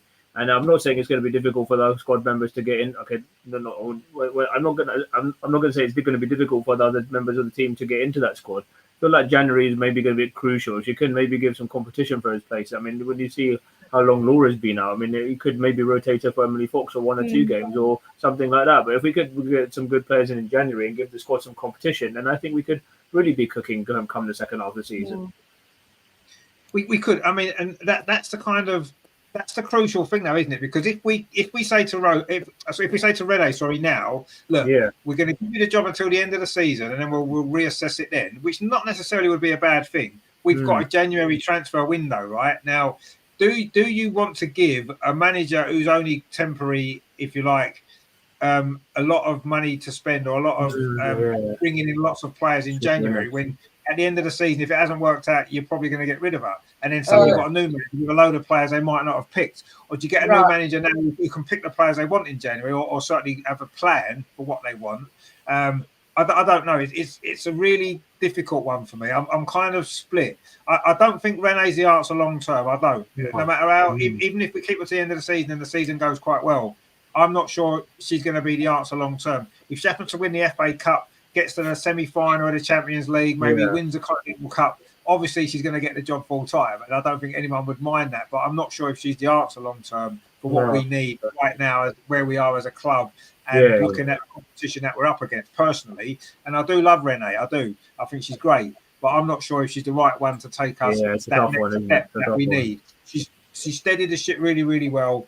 She's done everything that we could have possibly asked her to do in the time that she's been there, and maybe that she deserves a bit more time for that reason. But we've got a January transfer window to come, and as Andreas points out there, we've got 3 trophies still that we can. We're not out of the WSL title race quite yet. It's looking unlikely, but we've got 3 trophies we can still win, and we don't just want to throw that away by making a wrong decision now rather than looking at the long term as well.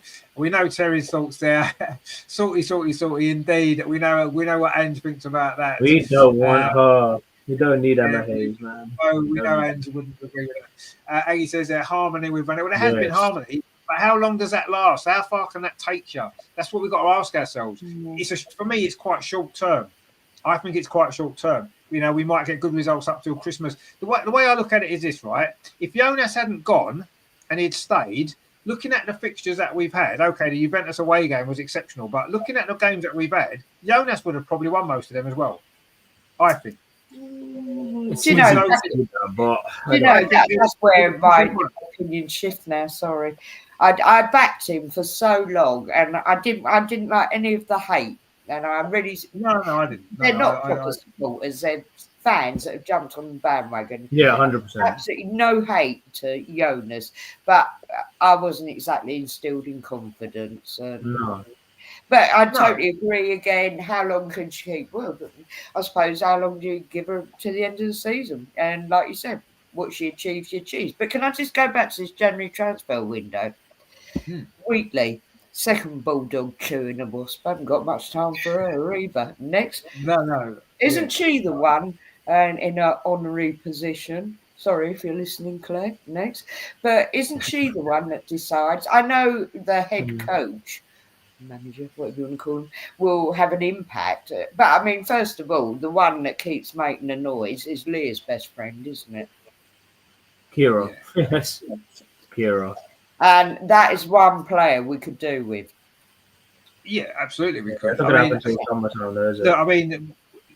I think it's difficult for a player to join a club when the future's uncertain in terms of the manager. Does a player want to? Yeah, okay. I think it's slightly different in women's football to men's football, but even so, I know Kira Walsh knows a lot of the Arsenal players anyway from the England side and stuff like that. But I think when you've got when a manager wants to sign you as a player, that's a nice feeling. And if a manager says to you, look, I'm gonna bring you to the club. I'm going to play you in this position. You're going to play most weeks and all this kind of stuff. You're excited and you think I want to do it. But if that manager is only a temporary manager, at the end of the season they might be gone. The new manager might come in and not fancy that player at all. I'm not going to play you anymore. And it happens so many times. I hear what you're saying. It's Kira Walsh. Sorry, she'll get her place next because first of all, she probably would do. She probably would do. Captain Kimmy's going to go next. Yeah, but God bless her wee legs. She's going next. No, you're right. Absolutely right. No, you are right, of course. But a different style of play, a different formation. Not all players work under every manager because there's differences in how they want to play. But that's just from a player's perspective. She might look at it. Really good point, Rich. You really have actually, and I get that bit because you always need someone to steady the ship. But I just think Arsenal, we've got such a good team. I think that's for someone like Kira Walsh. I really don't think it's going to be an issue because them girls. And this is another thing I'm going to call out when they called you. Jonas can bully anyone. Bless his heart. Next, them girls. We've got such strong personalities in that squad. They won't put up with it. They're not going to put up with male aggression. Next. No, of course not. And they won't put up with female aggression either, because that can actually be worse in my book. Yeah, I agree. I think Jonas came across sometimes on the touchline. He was very passionate, wasn't he? And he got himself a few yellow cards and stuff like that. He got involved with the officials and stuff like that. But I don't believe as a coach he wouldn't have progressed so far he has done in his career if he was treating the those girls. I'm sorry, they'd have just down tools a long time. Absolutely. I totally agree with that. I don't believe that for 1 second. If anyone's a bully out of all the managers in WSL, it would have been Emma Hayes. You can see her bully because that's what she. I mean, she probably doesn't. I'm not saying she did, but if you was going to look at anybody that might do, you'd look at her because she. I mean, look what she did to Jonas. She's a bully. It's a horrible woman. She looks like a bully. She does look like. Don't she have to get her son to apologise for her? Oh yeah, exactly. Oh, exactly, El Loco agrees with Agnes, says it would be a massive mistake if Rene doesn't get the job. Bompasta didn't have to build anything. Yeah, that's a very good point too. Yeah, it is a good point. And all the pieces are in place at Arsenal. Look at our squad. The pieces are there. The pieces were there under Jonas. He couldn't quite fit them together properly. Rene's done a slightly better job of doing that. And if we get a top manager come in, they can probably take this team to the next level, I believe. I believe they can. But I'm in two minds about it now. After 1 or 2 games of Rene, I'm like, yeah, give her the job for 5 or 6 games, get a proper manager in afterwards. But as games have gone on, I'm warming to Rene. I love her press conferences. I love her confidence. Yeah, I enjoy those. Yeah. Girls like her. I like the football that we're playing in general. I know last night was frustrating, but overall, I'm kind of enjoying it more now, and I'm kind of warming to her. But I still don't think she's the answer long term. So I'm a bit split because I don't want to see her go, but equally, I don't really want to see her appointed permanently as a manager. Yeah, I understand. I'm in that dilemma at the minute, actually.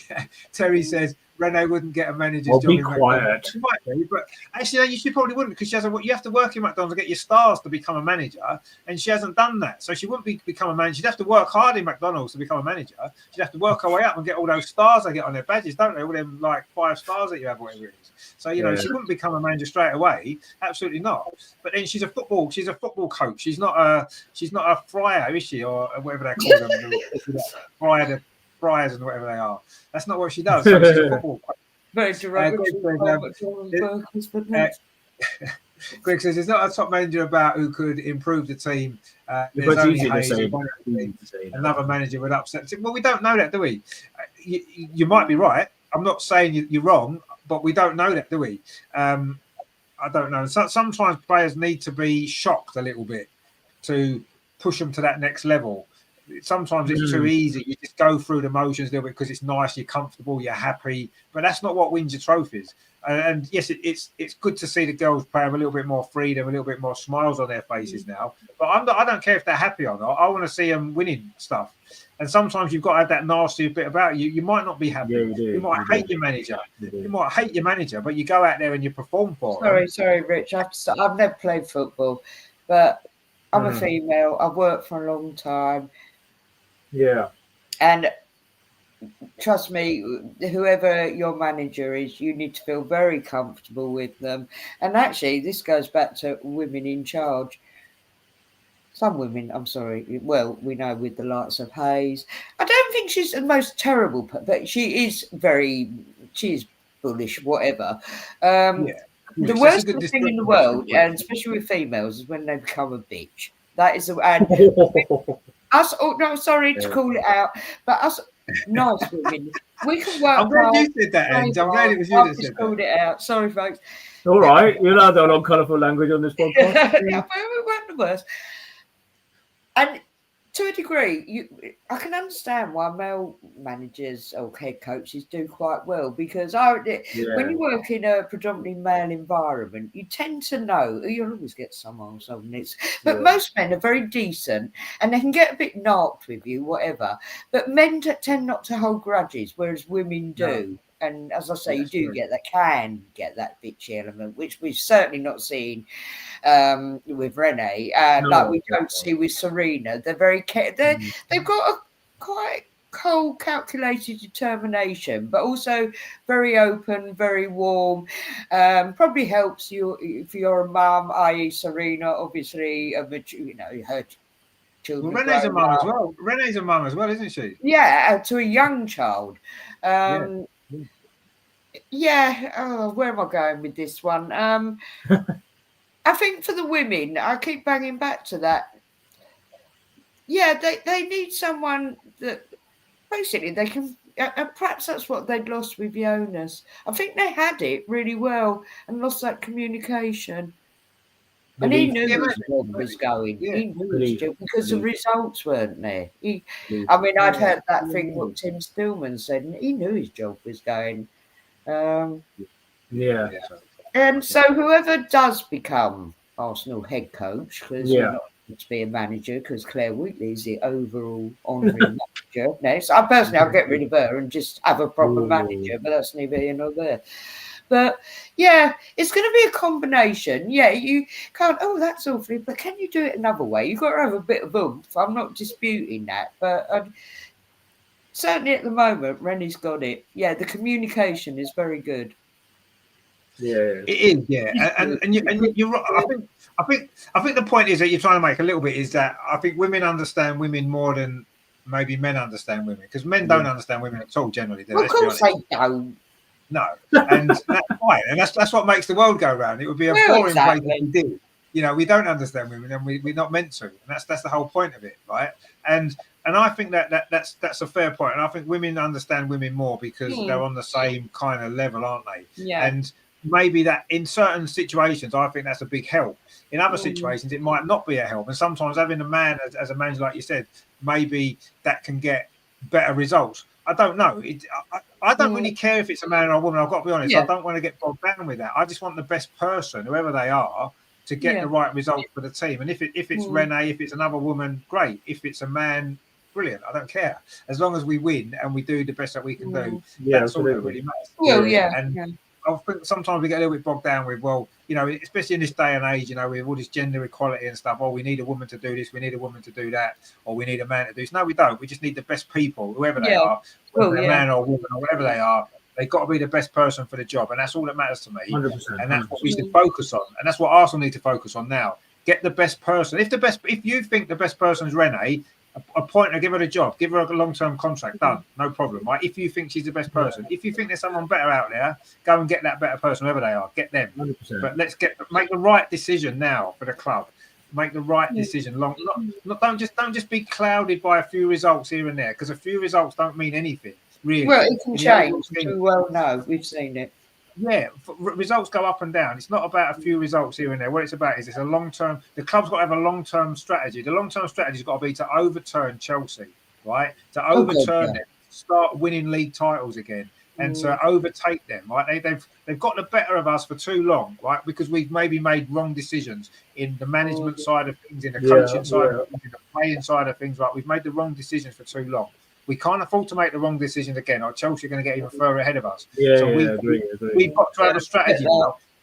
If the club sit down and think Renee's the one who can overturn Chelsea for us, give her the job.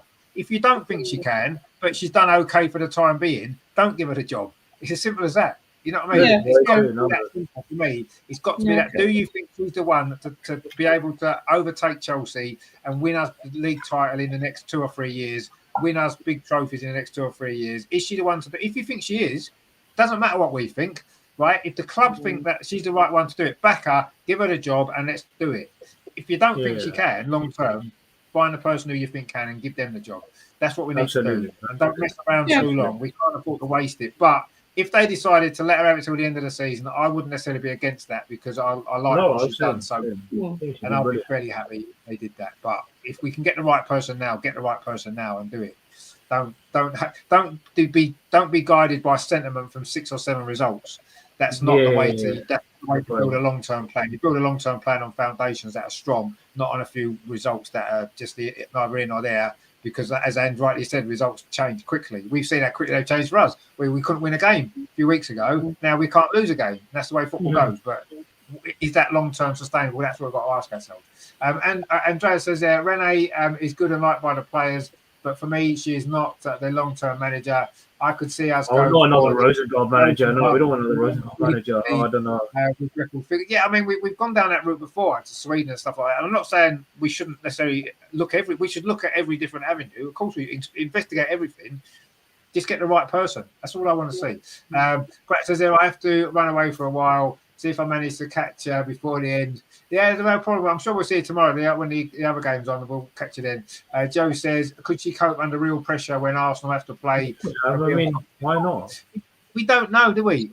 She had pressure. We couldn't win a game. We couldn't win a game. So she was under pressure and she dealt with it pretty well. But you're right, it's a different pressure. Semi-final of cups is a different pressure. When you have to win to get the top 3, that's real pressure. So you're right, she hasn't really experienced that yet. But do we take a chance to let her experience that for the rest of this season, even though it might all go wrong?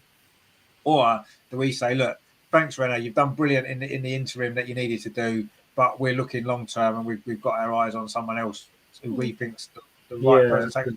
And I think that wouldn't be a bad approach for Arsenal, would it? Greg says, we don't need another manager who can win in Sweden. This is the toughest league in women's football. It is. But who is there out there that can win the WSL apart from Emma Hayes? Because she's the only one that's done it for the last 5 years. Who else is there? No one else has done it. So we don't know, do we? It's going to be a risk whoever we get, because no one else has managed to do it. Well, apart from obviously Joe when he was manager of Arsenal before. Andreas says, agree, Greg. I just said what I think the club will do. No, I mean, absolutely. And I think you're probably right. Terry says, if we keep Renee, she needs to get her driver's license. That's not very nice, is it? Terry says, say it, Ange, we were crap last night. Yeah, but we won the game. We won the game. She sit calmly in the boat. Arsenal with full sails to the future. Yeah, that's a good way of looking at it. I like that. Greg says top sides don't rotate the team; they have a settled start. No, they do. You're absolutely right, but they also make changes at the right time. And you do have to rotate your squad a little bit. You can't play the same team every week because they'll never be as effective because they'll get tired, they'll get injuries. You have to have a squad that can play minutes together that's on the pitch more. I think the men's team will suffer because the squad players aren't on the pitch enough. So when they have to come on the pitch, they're not ready properly because they've not had enough competitive football. So I think it's a balance, isn't it? You need to have a strong team, but you need to use your substitutes and your squad in the right way. Renee so far has done quite well with that. I think she has, but I'm still not convinced long term yet. Aggie says, don't worry, be happy. That was a good song, that actually, wasn't it? That was a really good song. Terry says, we ain't buying any more players in January. Need more sand and palm trees for LA.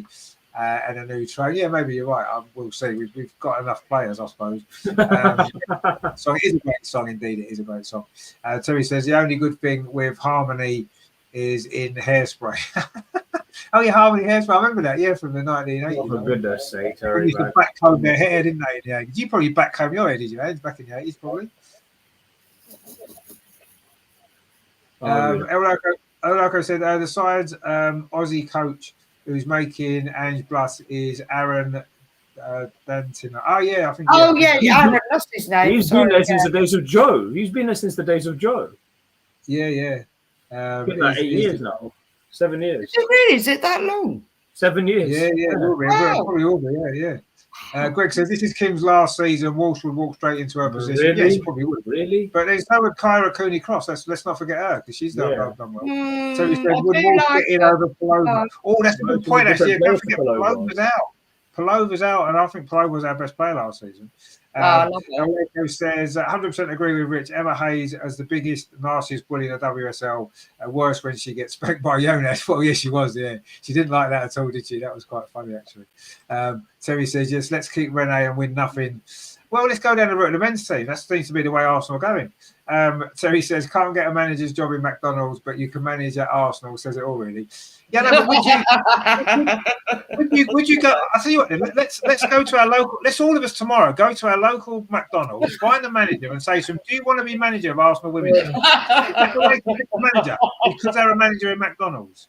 I don't know if that's the right approach myself personally, because my local McDonald's is managed by an absolute nugget, honestly, literally. And he wouldn't be. He wouldn't. I don't know how he's a manager of McDonald's, let alone anything else. So I wouldn't want him to be manager of Arsenal. That's not a qualification, is it? Because you no, but you get those 5 stars. Did Pep Guardiola manage in McDonald's? Did he? I never saw him in my McDonald's. Honestly, I didn't. I never saw him in there. I never even saw him in there eating chicken nuggets. But we definitely wasn't because they're all super healthy. They don't go to McDonald's. So is Pep good enough to be manager of McDonald's? No, but does he need to be? No, he doesn't. He doesn't want to be manager McDonald's. He's quite happy what he's doing. He's signing another contract with Man City. He's not going. Oh, do you know what? Don't it give you the amp next? I was going to say something else. Doesn't it give you the amp? Seriously? It does. But having said that, I mean, we were quite happy when Emma Hayes was leaving Chelsea, and then they've gone and got Sonia Bonpastor. It's like, oh, for God's sake, if Pep leaves Man City, they're going to get someone just as good. Yeah, that's true, actually. It won't make no difference. Yeah. It won't make no difference. So you might as well stay, as far as I'm concerned. It's not going to make any difference, is it? Terry says, nice people win you nothing. You need a nasty streak in your winner's mentality. Yeah, and that's what you get in McDonald's. They've all got nasty streaks in there. I'm putting it. Them managers there, that's horrible. So maybe you're on the right line to go McDonald's. Aggie says, you lady in studio are crazy. He definitely likes you, no doubt. That's good, that's what we like to see. Aggie says, women are from Venus, men are from Mars. Yeah, that was a book. It's probably true. I don't know if it's necessarily Mars and Venus, but it's definitely 2 different planets. Yeah, but men and women are from different planets, definitely.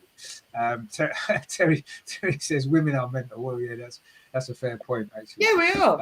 Totally. Great. So in the WSL, is the WSL the best league in the world? Well, I think it probably is. For me, Arsenal seems to do good with local teams, beat Spurs by 7-0, and then they face a team from another country.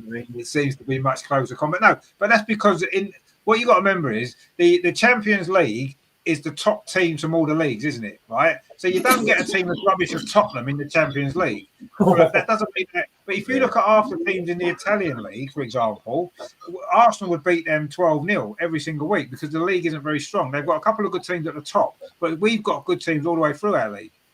So I think we're stronger in depth. Definitely stronger in depth. There's no doubt about that. Greg says, God created women because men were enjoying themselves too much. That might be true, actually. That might be the reason. We'll never know, will we? Terry says, Greg, you hit the nail on the head. Yeah, I think you probably had it the nail on the head, actually. It's probably true. He says, Rosengard, terrible last week, champions this year. Well, there you go.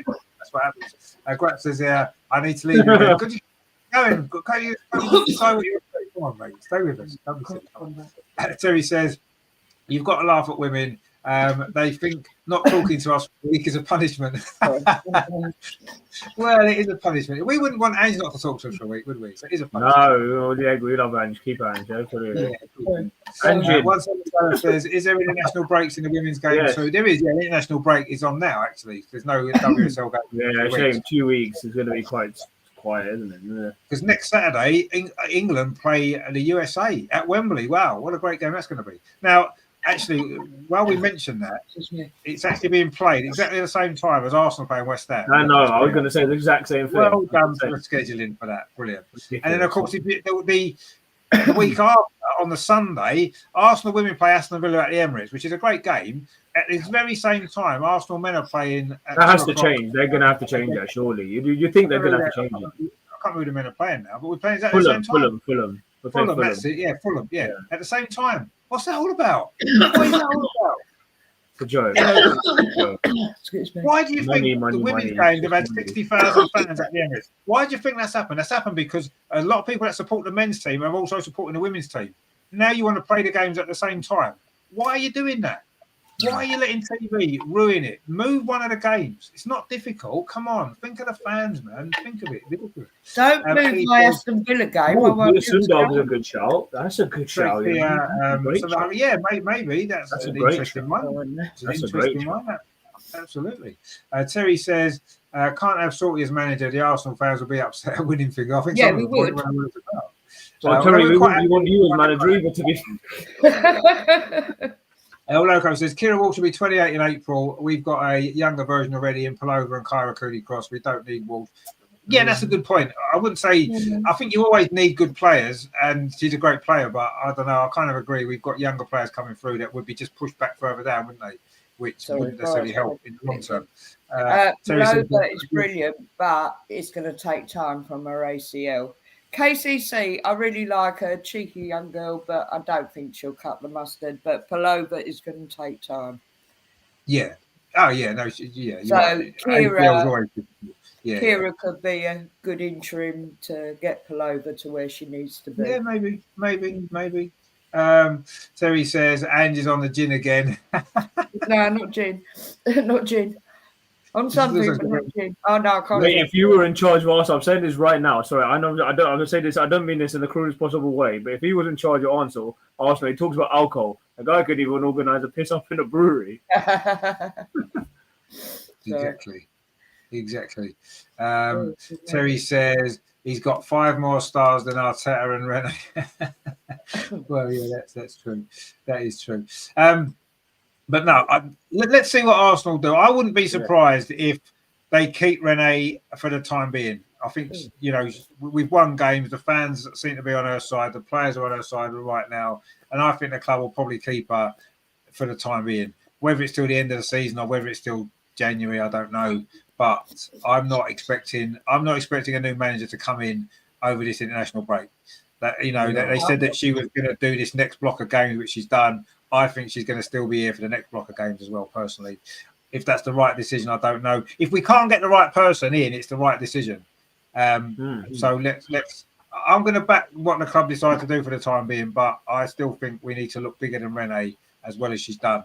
Let's not let a 5-0 win over Brighton cloud. That seems to be, everyone goes, what a great performance that was, but let's not let that cloud the future. El Loco says, did anyone see Kyra Cooney-Cross's worldie goal against Germany last month? Yes, I saw it. A bigger style. It was a great goal. She's played 50 times for Australia, by the way, 50 times, and she's 21. Incredible. incredible. And yeah, she's played more times for Australia than she's played for Arsenal, which is mad. Greg says, Amar, do you think Arteta can organise a piss up in a brewery? I don't think he can organise a kids' party. I must admit, I agree with you. We're on the same page there, my friend. You know we are. But of course, the men play tomorrow against Nottingham Forest, who are doing quite well. And I think that if Arsenal don't back, so let's see. Yeah, got the captain back. So let's see. There's going to be got some a proper striker. Who? Nottingham Forest. Yeah, they do. Yeah, they do. Yeah. Yeah, He's one of the top scorers in Europe. Isn't he? Chris Wood. He's one of the top scorers in Europe. Incredible. But our defence, I think our defence will be all right. We'll see.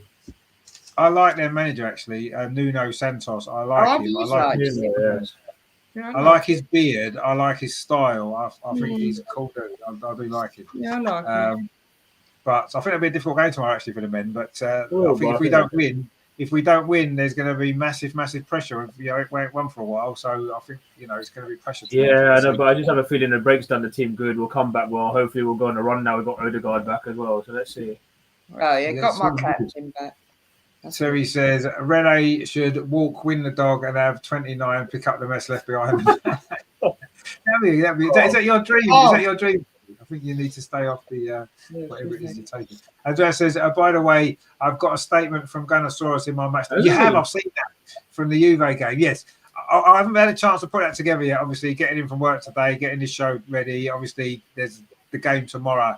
I will get up. I've seen the video of Gunnosaurus. He makes a special appearance in the blog. It is going to be amazing, honestly. It is. I personally, when I saw that video last night when Andrea sent it to me, that is the highlight of the entire season. Forget who's going to be manager of Arsenal. Forget all of that.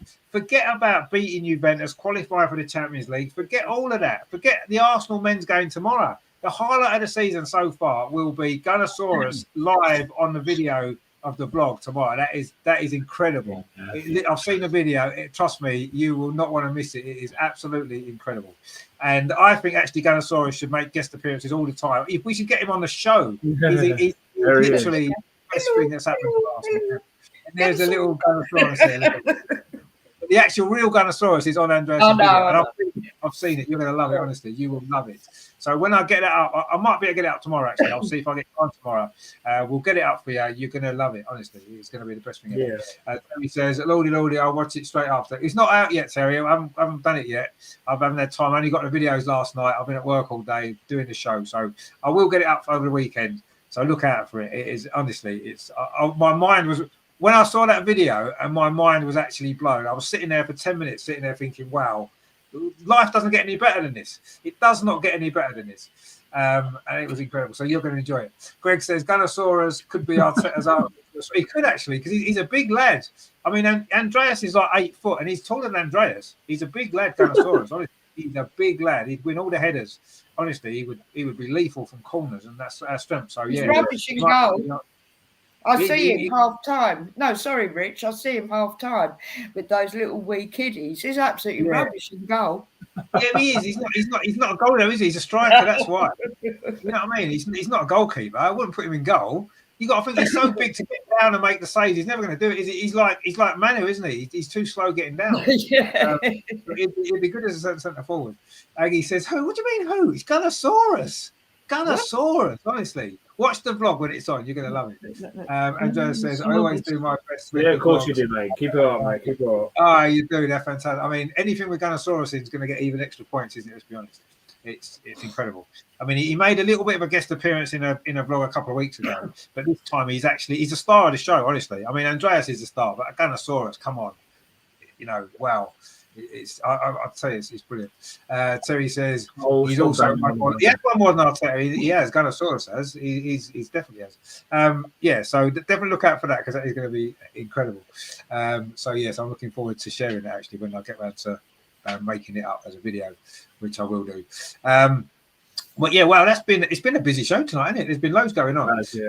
Greg says the vlogs are great. Always look forward to them. Yeah, we all look forward. I look forward to getting the videos, and I get to watch them before everybody else because Andrea sends them to me to put together. So I get all the stuff first of all. I've seen them all from last night. Brilliant. But no, you're right. They are great, and they add a little bit extra to obviously people that can't be at the games get a little bit of the experience of it. Obviously, it won't come through how cold it was, I'm sure, but just imagine how cold it was last night when you watch it, and imagine how cold Andreas was. And as you can see, he's lost his voice today as well. He's lost his internet and he's lost his voice. But maybe Gunnosaurus took it. Who knows? But anyway. That is going to be good. So that has been the Arsenal Women's Show. Wow, incredible! It's the weekend is about to start officially. Yeah. It can officially start now because we it always starts after the show, and it has started now. So we can look forward to the weekend. Of course, tomorrow we said the men's team are playing against Nottingham Forest. It's a 3:00 kickoff, so I'll be here about 2:45. Looking ahead to that one, it's going to be a massive game. I mean, Nottingham Forest are fifth in the table, level on points with us. Wow, incredible! Imagine being level on points with Nottingham Forest. It's like the 1970s. So we need to win that game, obviously. So join me for that. That's going to be good. Champions League Tuesday night as well. The men are playing Sporting Lisbon, who beat Man City 4-1 recently. So, and their manager, of course, is now at Man United. So that's going to be an interesting game on Tuesday. So join us for that one as well. Of course, there is the international break. So there's no Arsenal women's game this week or next week. So we won't be doing a show because there's nothing to talk about really. But we will be showing the Lionesses game against the USA next Saturday. So join us for that because that is going to be exciting stuff. Yeah. Emma Hayes going back to Wembley to get beaten. It's going to be good, isn't it? So we look forward to that. So yeah, loads of great stuff really. And also as well, we are very, very close to 3,000 subscribers. I think we were 50 away last night. Great stuff, guys. Come on, if you haven't subscribed yet, let's get involved. Let's get to 50 before Christmas at least. Then 3,000, sorry, another 50 before Christmas would be great, wouldn't it? Let's do it. Let's get it done. And that'll be great stuff, won't it? So lots of great stuff to come. Greg says, Andreas and Emma at the pub together. Thanks, mate. Well, indeed, you're right. That's a good point. That was just as exciting as Gunnosaurus. Or not quite, but almost. It's up there, isn't it? It's up there. It's one of the great moments of the season. Oh, thank you very much. Appreciate it. Aggie says, yes, sweep the floor with the USA. Well, we're going to try. We're going to try to do that, aren't we? Because we don't like the USA anyway, generally. Although Emily Fox is all right. We'll let her off. Terry says, thanks again to the 3 stars of the show, Richard Amar and our end. So everyone in the chat, hit that like button. Indeed. And don't forget Andreas, who was with us very briefly at the beginning until his internet decided to pack up. But Andreas will be back with us, of course, next time, probably in 2 or 3 weeks' time, because there's no game for 2 weeks. Before the Villa game, and we'll be looking ahead to the Villa game early December. So join us for that one there as well. Amar, good to see you back on the show. Have you enjoyed being back? Yeah, it's been good. It's been a good positive period. Yeah, shame he's got 2 weeks off now, but yeah, let's hope our goals do well. Nobody gets injured, and yeah, whatever happens, let's hope we can continue this momentum up until Christmas and into 2025. So yeah, it'll be good. Yeah, and look forward to the next one.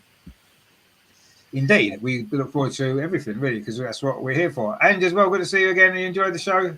I've enjoyed it. Sorry, because I think I'm now starting to get my lurgy. Oh no! Yeah, it last. Oh no! Yeah. You haven't been mixing. Have the hot toddy at the ready. Probably finished off by a lousy. Can I be bothered? Do you know? I've really got to that stage now. Sorry, folks. To watch it happens. The men, I cannot be bothered to watch now. It's an effort. I do it, but it's an effort. Yeah, I agree. Yeah, I'm not getting it now. I agree with you. I'm finding it difficult. I must admit, a struggle. But it's one of those things, isn't it? That it's just so deeply ingrained in you that you can't do anything about it. You know. Well, I suppose what it must feel like, and I don't know this from experience, just in case people think I do. It must be like the final days of being an alcoholic, where you know you shouldn't be hanging on to it, but you don't know how to let go. And that's what it kind of feels like with me at the minute. It's like I don't really want to be, but I can't help myself. Yeah. I can't help myself, and I'm stuck.